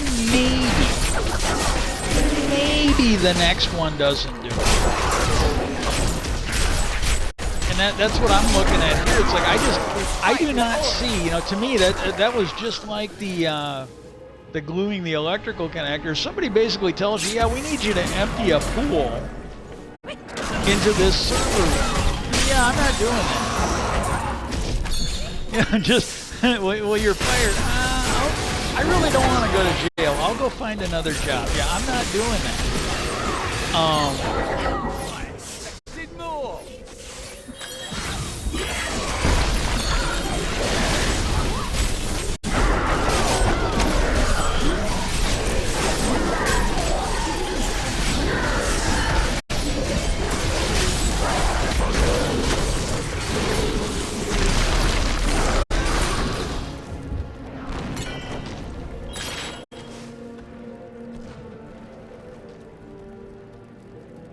But that's one I just don't understand. You know, it's like the guy that wrote the memo on torture. I just don't see how you can excuse that. I don't really see how you can sit there like, well, yeah, I basically went to 8 years of college. I passed the bar. Yeah, let's write a memo. You know, we basically put people to death in Japan. There were Japanese soldiers that faced the death penalty. We killed them because they waterboarded people. And this guy writes a memo that it's somehow legal. I'm sorry. That's not something you should get away with. That's literally not something you should get away with. That's why we had so much that went on in the Trump administration. You know, another thing that came out, this was then, I can't think of the guy's name, I think it's that Priebus guy. Another dude from Wisconsin. Another douchebag from Wisconsin. He was chief of staff. And one of the White House counsels came in and said, yeah, Trump wants me to do this illegal shit. And instead of making a big deal about it, he said, oh, just don't do it. Wait a minute, I work for the President of the United States. We can't just do this. If he's wrong, he either needs to be removed or he's going to start acting right. But that's basically what the chief of staff told him. Oh, just ignore it.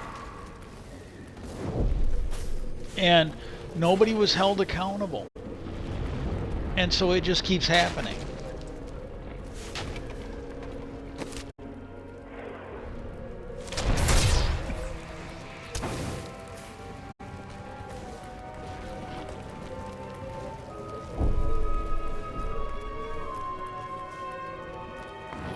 But that just blew me away.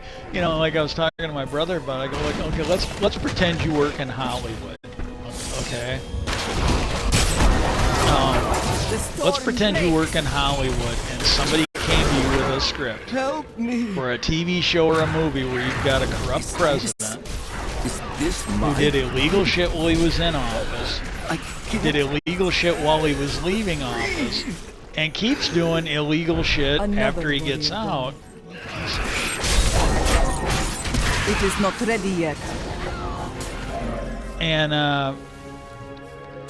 you came in and said, well, yeah, we're going to have this scene in there where they have the pool boy at his, I need to go back. where they have the pool boy at his, exotic hotel flood the server room to destroy evidence of when they were breaking the law. You know, my brother even agreed. He's like, and he's a Republican. He can call himself what, but he's on the right-hand side, even though it's against his self-interest. But even he admitted, yeah, that's a little over the top. You know, so yeah, nobody's gonna believe it. They would not put that into a TV show or a movie, you know, unless it was like Airplane.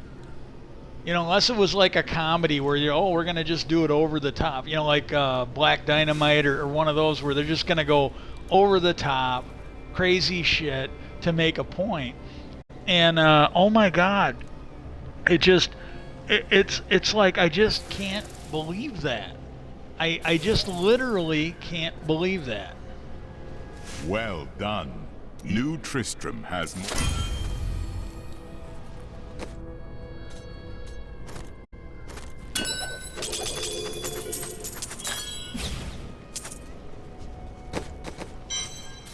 Ooh.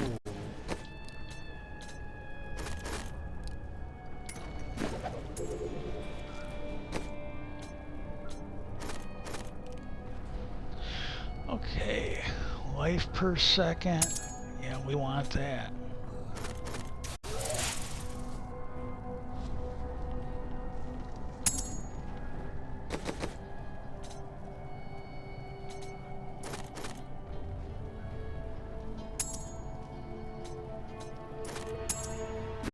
This will aid me.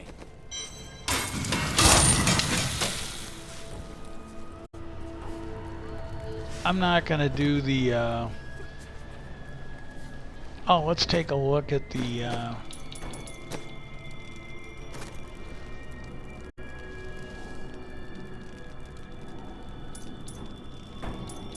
yeah, I'm not gonna be able to finish any of those on this guy yet.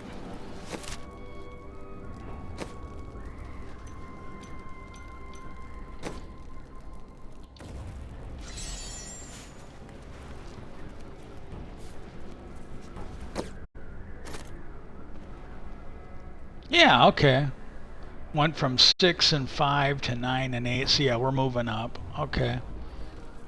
And then this one will be the angel wings.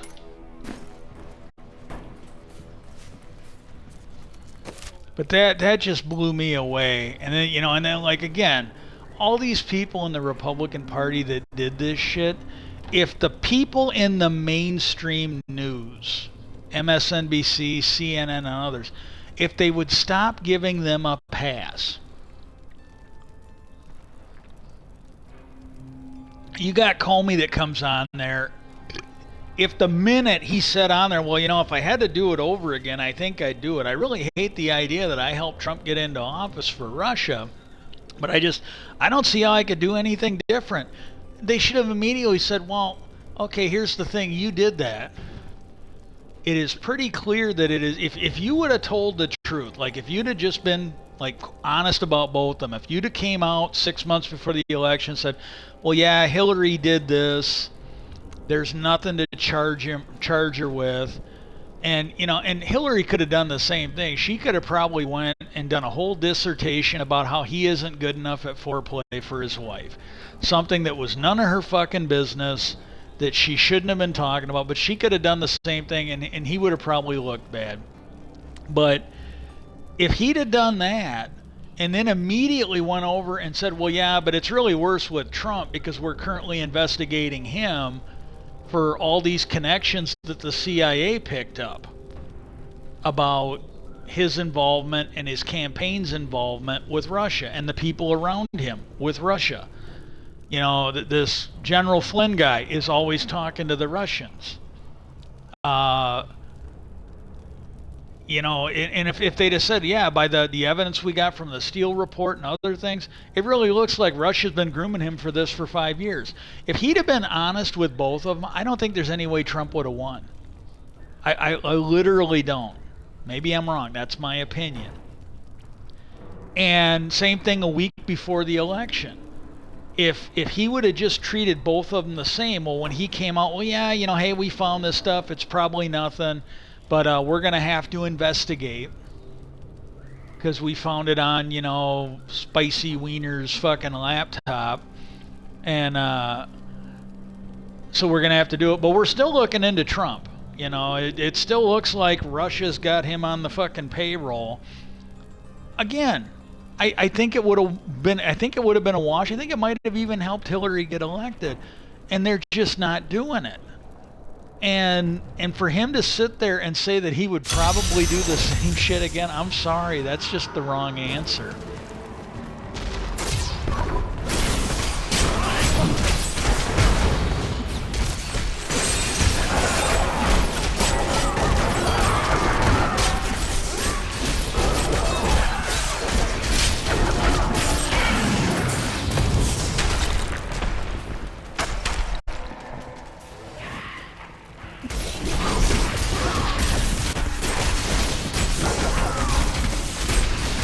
Oh, this is the dude I need to kill.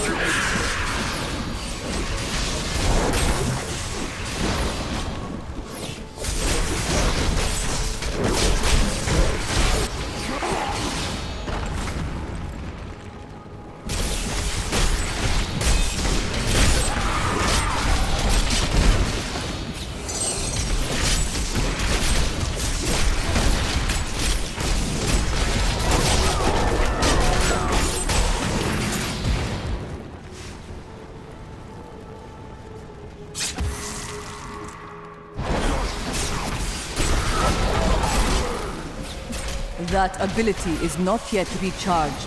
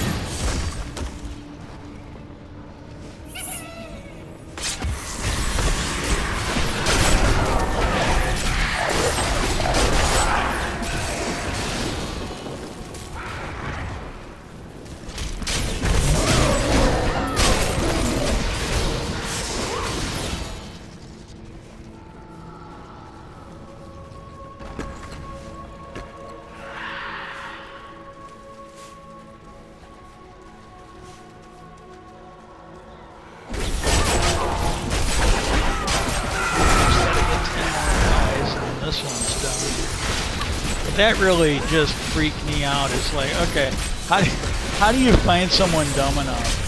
The sad thing is, though, I work with people like that.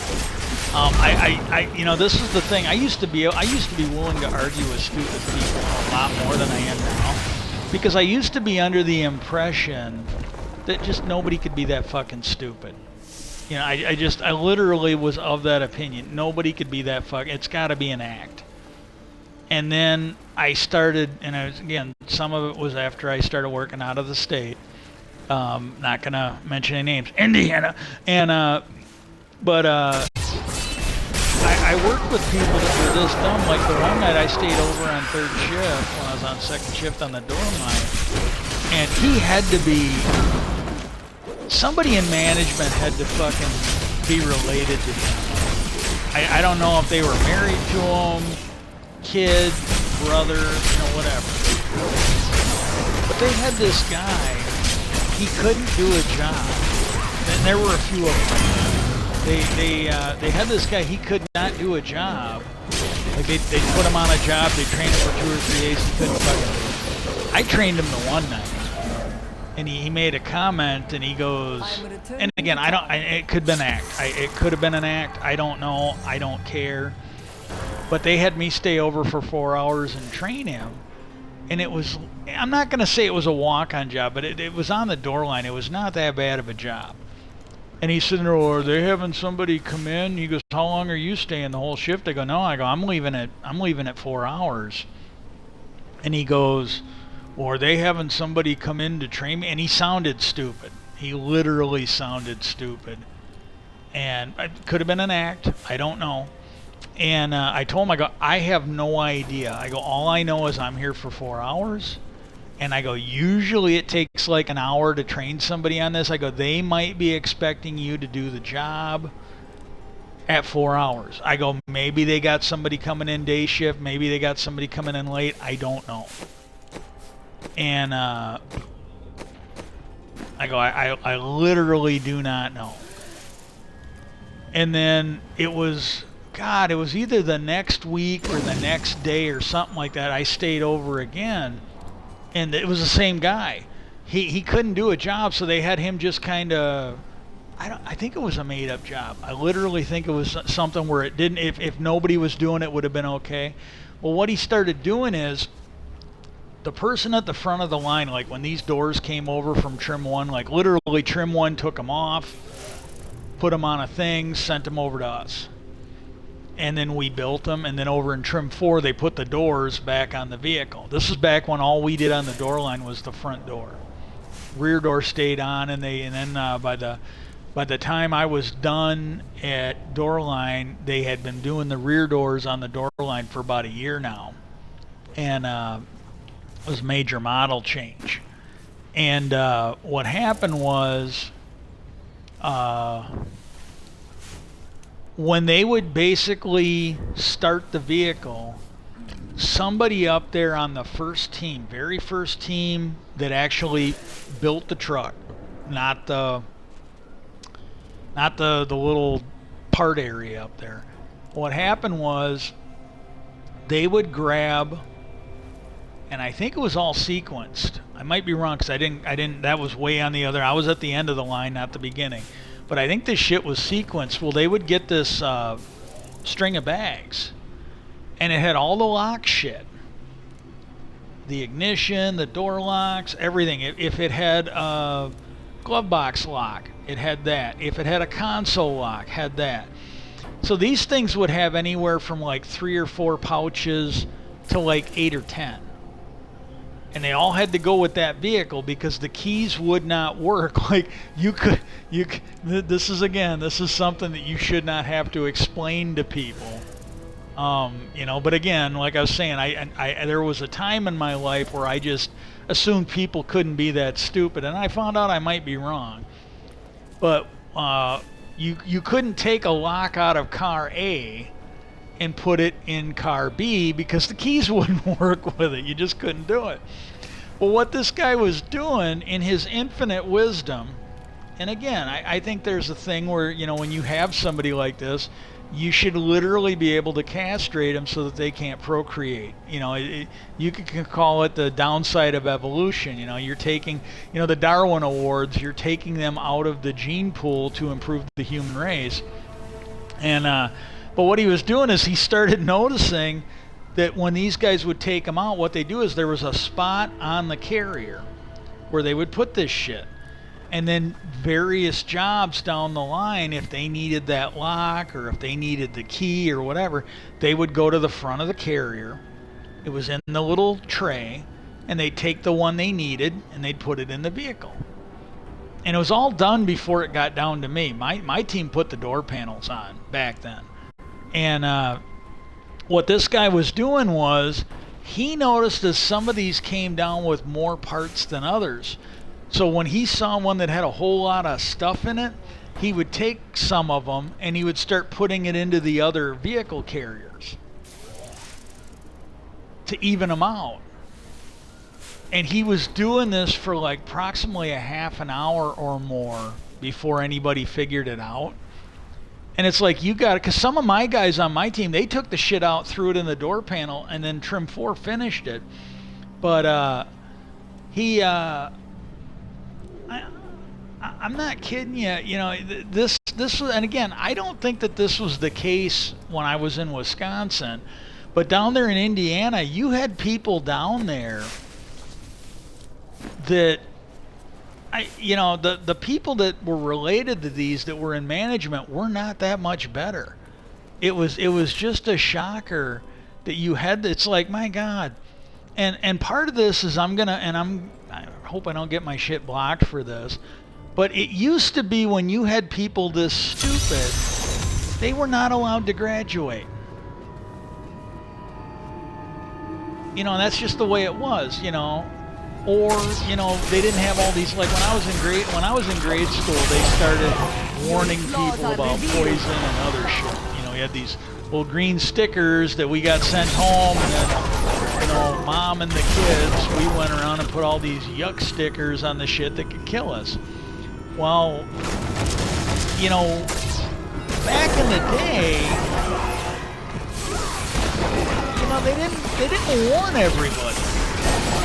You know, if you got a kid that was dumb enough to drink bleach, he didn't grow up. He didn't have kids. You know, and it used to be if you had somebody that was pretty fucking stupid, they did not grow up to be a Republican. They did not grow up to be a MAGA person. You know, they couldn't get, you know, you take like Lauren Boebert, I think she took the GED test like 4 or 5 times. There used to be a point where they just wouldn't let someone like that pass. You know, I honestly don't, I'm not saying, I literally don't know, but you almost got to wonder if she got the right fucking coach, you know, and maybe a little hand job or maybe a little blow job was going on, and that's how she passed. I don't know, but they never used to do that. If you were that stupid, you basically had to go through life without a high school diploma. You know, it was like a badge of shame, like from the movie Gung Ho. You know, when you applied for a job, they're like, oh, you know, when did you graduate high school? Oh, I didn't. I was a fucking moron. And they had to do that, or you lied about it. And when they found out you were a liar, then they fire you. You know, that's the way it worked out. You just got to make sure this isn't the right. Nope.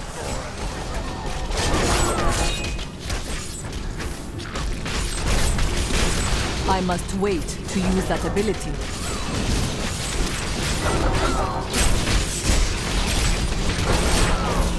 And you know, but that's the thing. He probably had his high school diploma.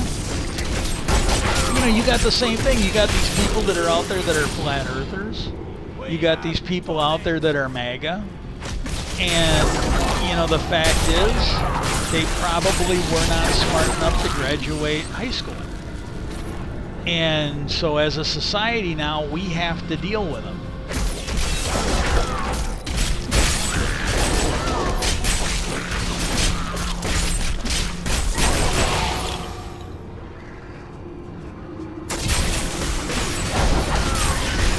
You know, 20 years ago, you would not have Marjorie Taylor Greene or Lauren Boebert in office. You just wouldn't. Laura Boebert, you know, know, that she would be a stripper or she would be in porn.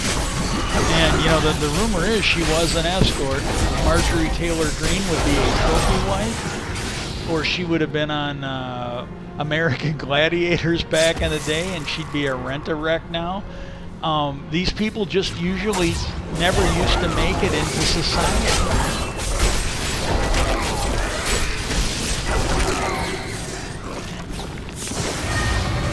Jim Jordan, if this guy hadn't have got into politics, he would probably be in jail for that shit that was going on with the Ohio wrestlers. You know, it used to be molesting people was bad, especially if you were a guy. I mean, you take a look at, you know, and again, I'm really not trying to bash anybody, but you had Michael Jackson and you had R. Kelly. And Michael Jackson treated the kids better, so he got a pass. R. Kelly, you know, he really did the same thing wrong that Michael Jackson did, allegedly. And because he was an asshole, I mean, he went peeing on girls and all this other shit that he did. So they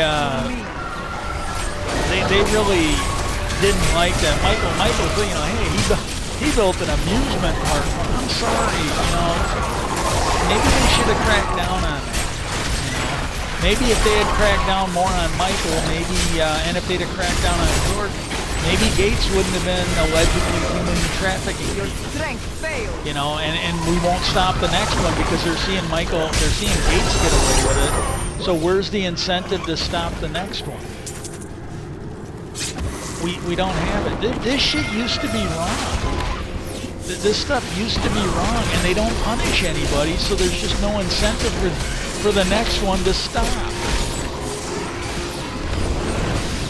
And, you know, this is the thing that got me. They got Chris Christie. It is not ready yet. You know, that guy was stronger than the lap band.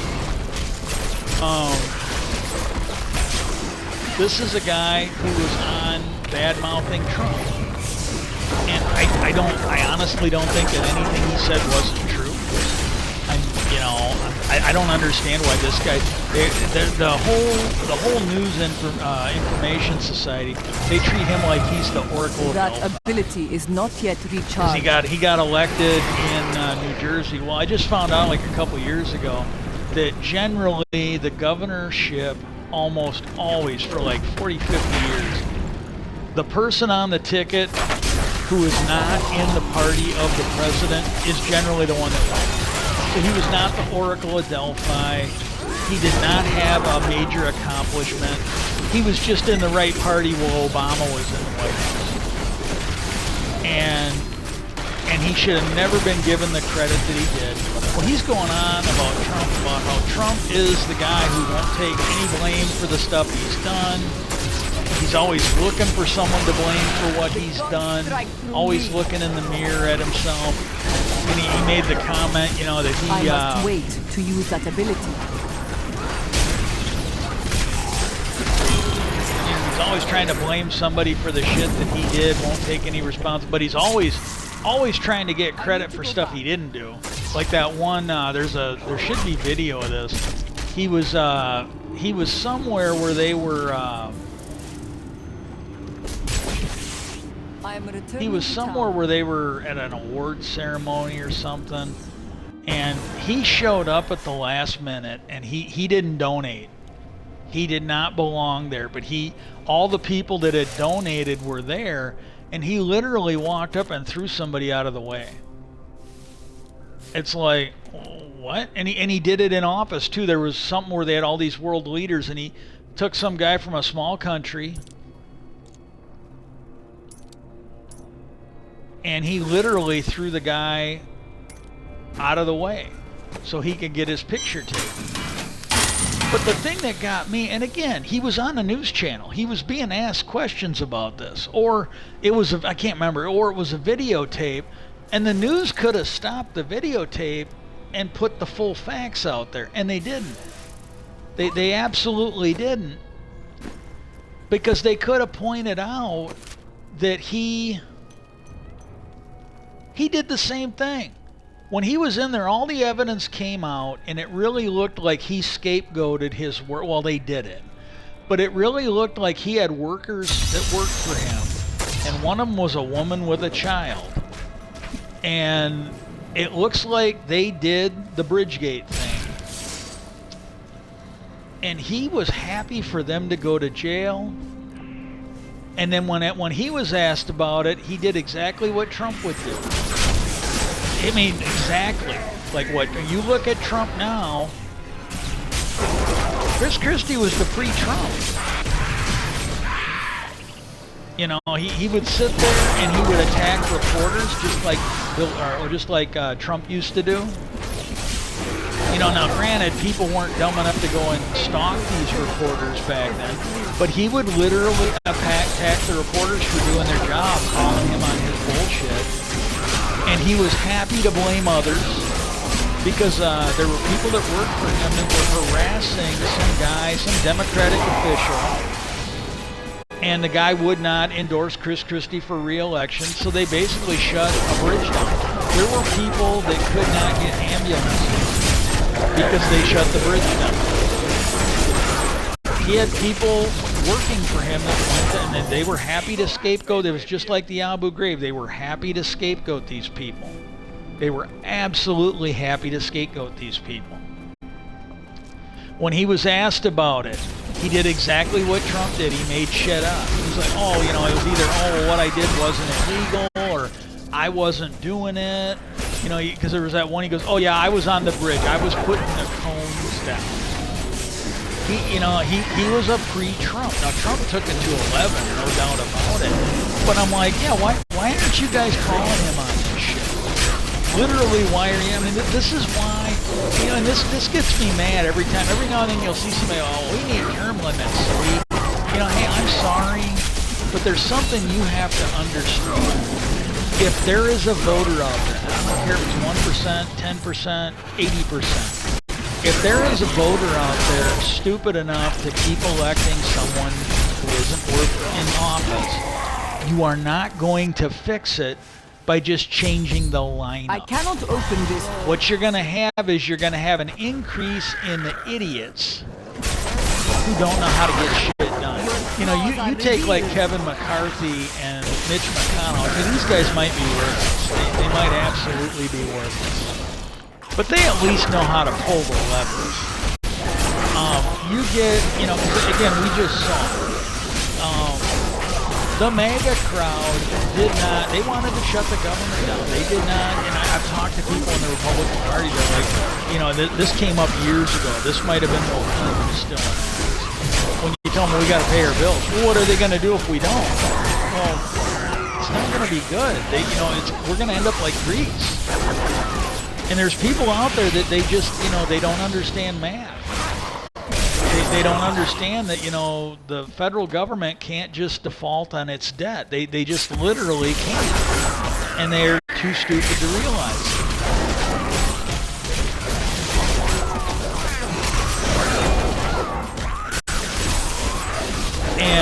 But that's what happened, you know. It used to be you'd have maybe one, or like Marjorie Taylor Greene, Lauren Boebert, Jim Jordan. Maybe you'd have one or two of them out of like 500. There'd be one or two. And you might have them on the left too. You know, you got your Ron Pauls, you got your Dennis Kucinichs, these nut jobs. And here's the thing, like with Dennis Kucinich and Ron Paul, these guys are really good on a couple of issues, and then they're just fucking batshit crazy on everything else. And but usually they know how to take care of it. You know, the mainstream press, because you know, when Dennis Kucinich was running for president, they knew how to take care of him. Like they got him to a question. They asked him about a UFO sighting, and that pretty much. But you know, they used to know how to bury these guys. They did that one woman, you know. And the thing is, they generally don't have to get them on a lie. All they got to do is just ask them the right question. Let the facts take care of it. They had that one girl, they got her, and it sort of came out, I think when she was on Bill Maher's show, it came out where she thought that you could pray away hurricanes. And it's like, yeah, you know, these people are fucking stupid. Oh, you know, yeah, you put that out there. I'm sorry. You know, if you're going in to save somebody, that's one thing. But if you're sitting there and like if you were in Florida and somebody came up to me because I was getting ready to flee to safety, and somebody came up and they go, hey, we really need you to go to the beach and fucking pray for that hurricane to stop. Yeah, you go right ahead. I'm going to get the fuck in here. I'm going to get in my car. I'm going to grab all my shit, and I'm going to go the other way as fast as I can. But you go pray away that hurricane. You just knock yourself out. And, oh my God.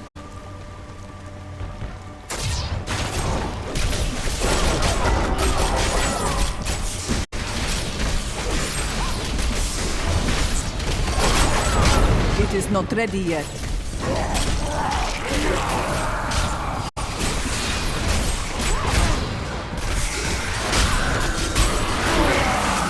fight is over.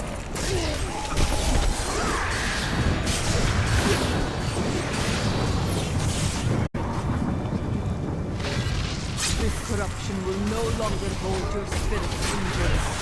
Yeah, I don't know. Yeah, it just that really got me today. It's like, wait a minute, literally, and they were saying that he flipped out because his team of lawyers met. And that was another thing that was new to me today. It might not be new to everybody, but he met with DOJ. It was either yesterday or the day before. A lot of this stuff, I just haven't had the news on. I'm like, hey, you know what? When they actually get to where they're going to indict him, I'll be a lot more involved in it.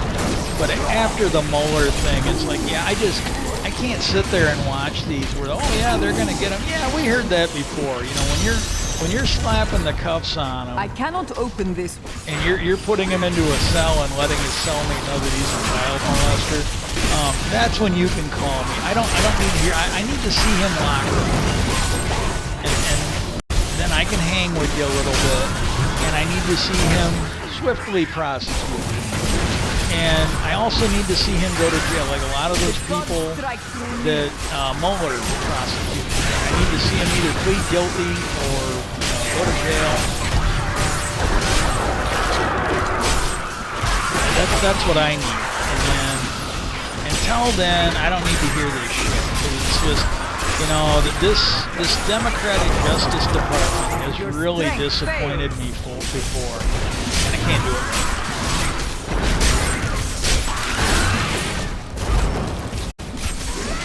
And well, anyways, so but yeah, that was the thing, you know. It's like, well, then they said, well, yeah, now there's this second one, and they said that he flipped out on social media, that Truth Social or Trump Social, Caps Lock was engaged, and they said that he must have found out, his lawyers must have told him, because they met with Jack Smith, the special counsel. And then, because their letter, they had wanted to meet with Merrick Garland. Well, they didn't get Merrick Garland for the first meeting. They didn't get him. They didn't get the number 2. They didn't get the number 3. They got Jack Smith. They got special prosecutor. And that's who they got.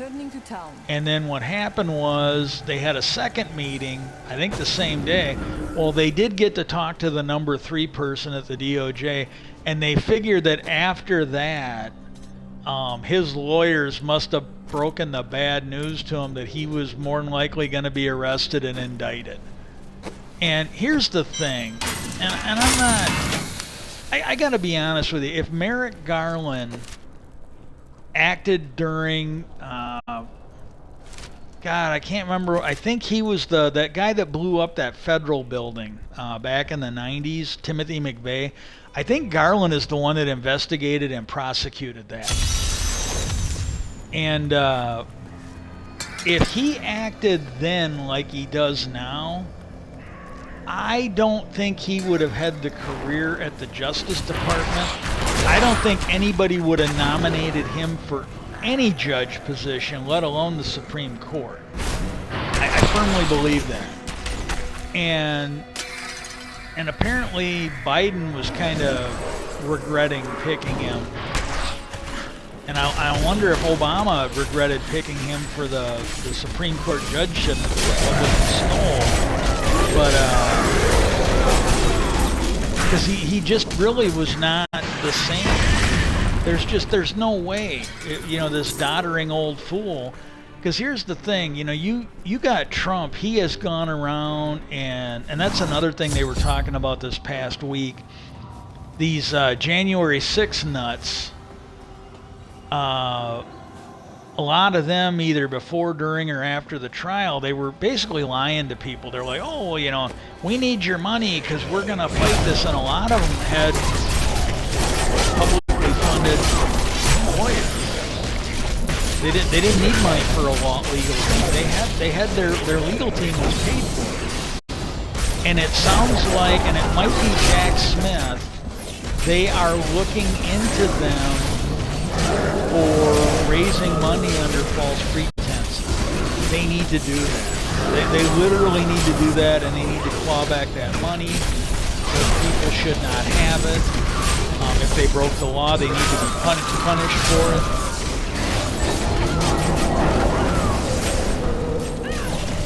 That ability is not yet recharged.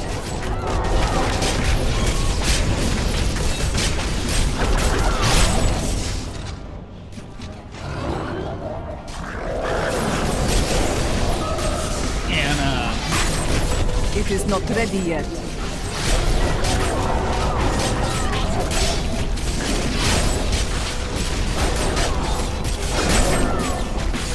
You know, the other thing they were talking about today is Facebook and others. I don't know who owns Instagram, but a lot of these social media, YouTube, Facebook, and others, they are rolling back their restrictions, things that kept the stupid shit from getting out there. Well, I'm sorry. If they're going to stop blocking the right-wing, and even some left-wing, but if they're going to block these right-wing people who are lying, who are... I must wait to use that ability. Then they need to get the Fox treatment. The fact that they're stopping now because the election season is coming up, and one of the statements that was read by MSNBC was, well, yeah, you know, while it might allow these people to come on and lie, if you've got somebody that wants to, and I'm paraphrasing it, but it was kind of along the lines of, if you've got somebody that's going to run for president who wants to lie, well, we should really have to let them. Well, I'm sorry. They should be bringing charges against all of them, like they did with Fox, for, you know, the damage done to the voting systems. All the social media that was involved in that, since they're backing off now, they should all be charged for causing January the 6th. They should all be charged for the people that died. They should all be charged for the people that were assaulted. And they should be fined like Fox was, and tell them, hey, look, you guys had stepped up. You had started to solve the fucking problem. There was an indication that it maybe wouldn't happen again. But if you guys are going to let this happen again, then we're going to charge you for what already happened. And if it happens again, you're going to get charged again. If you guys are going to let these nut jobs spew this crap on your social media, then you should absolutely be held accountable for it. There's just no way to get around it. The world is new. The light grows stronger within you. Ooh.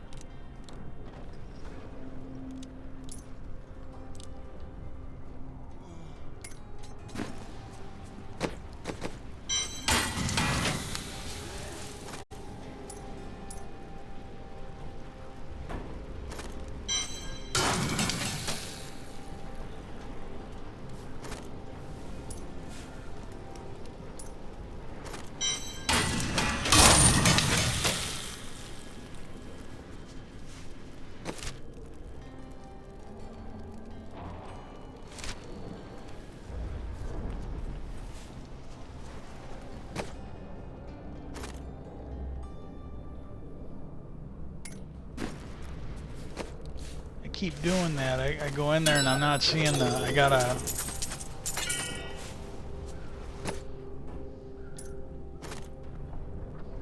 Okay.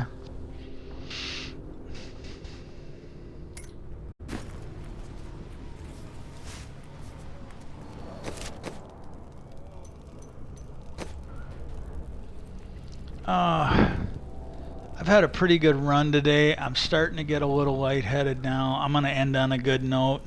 Hope everybody's having a good day. Peace out, and hopefully I'll catch you tomorrow. Take care.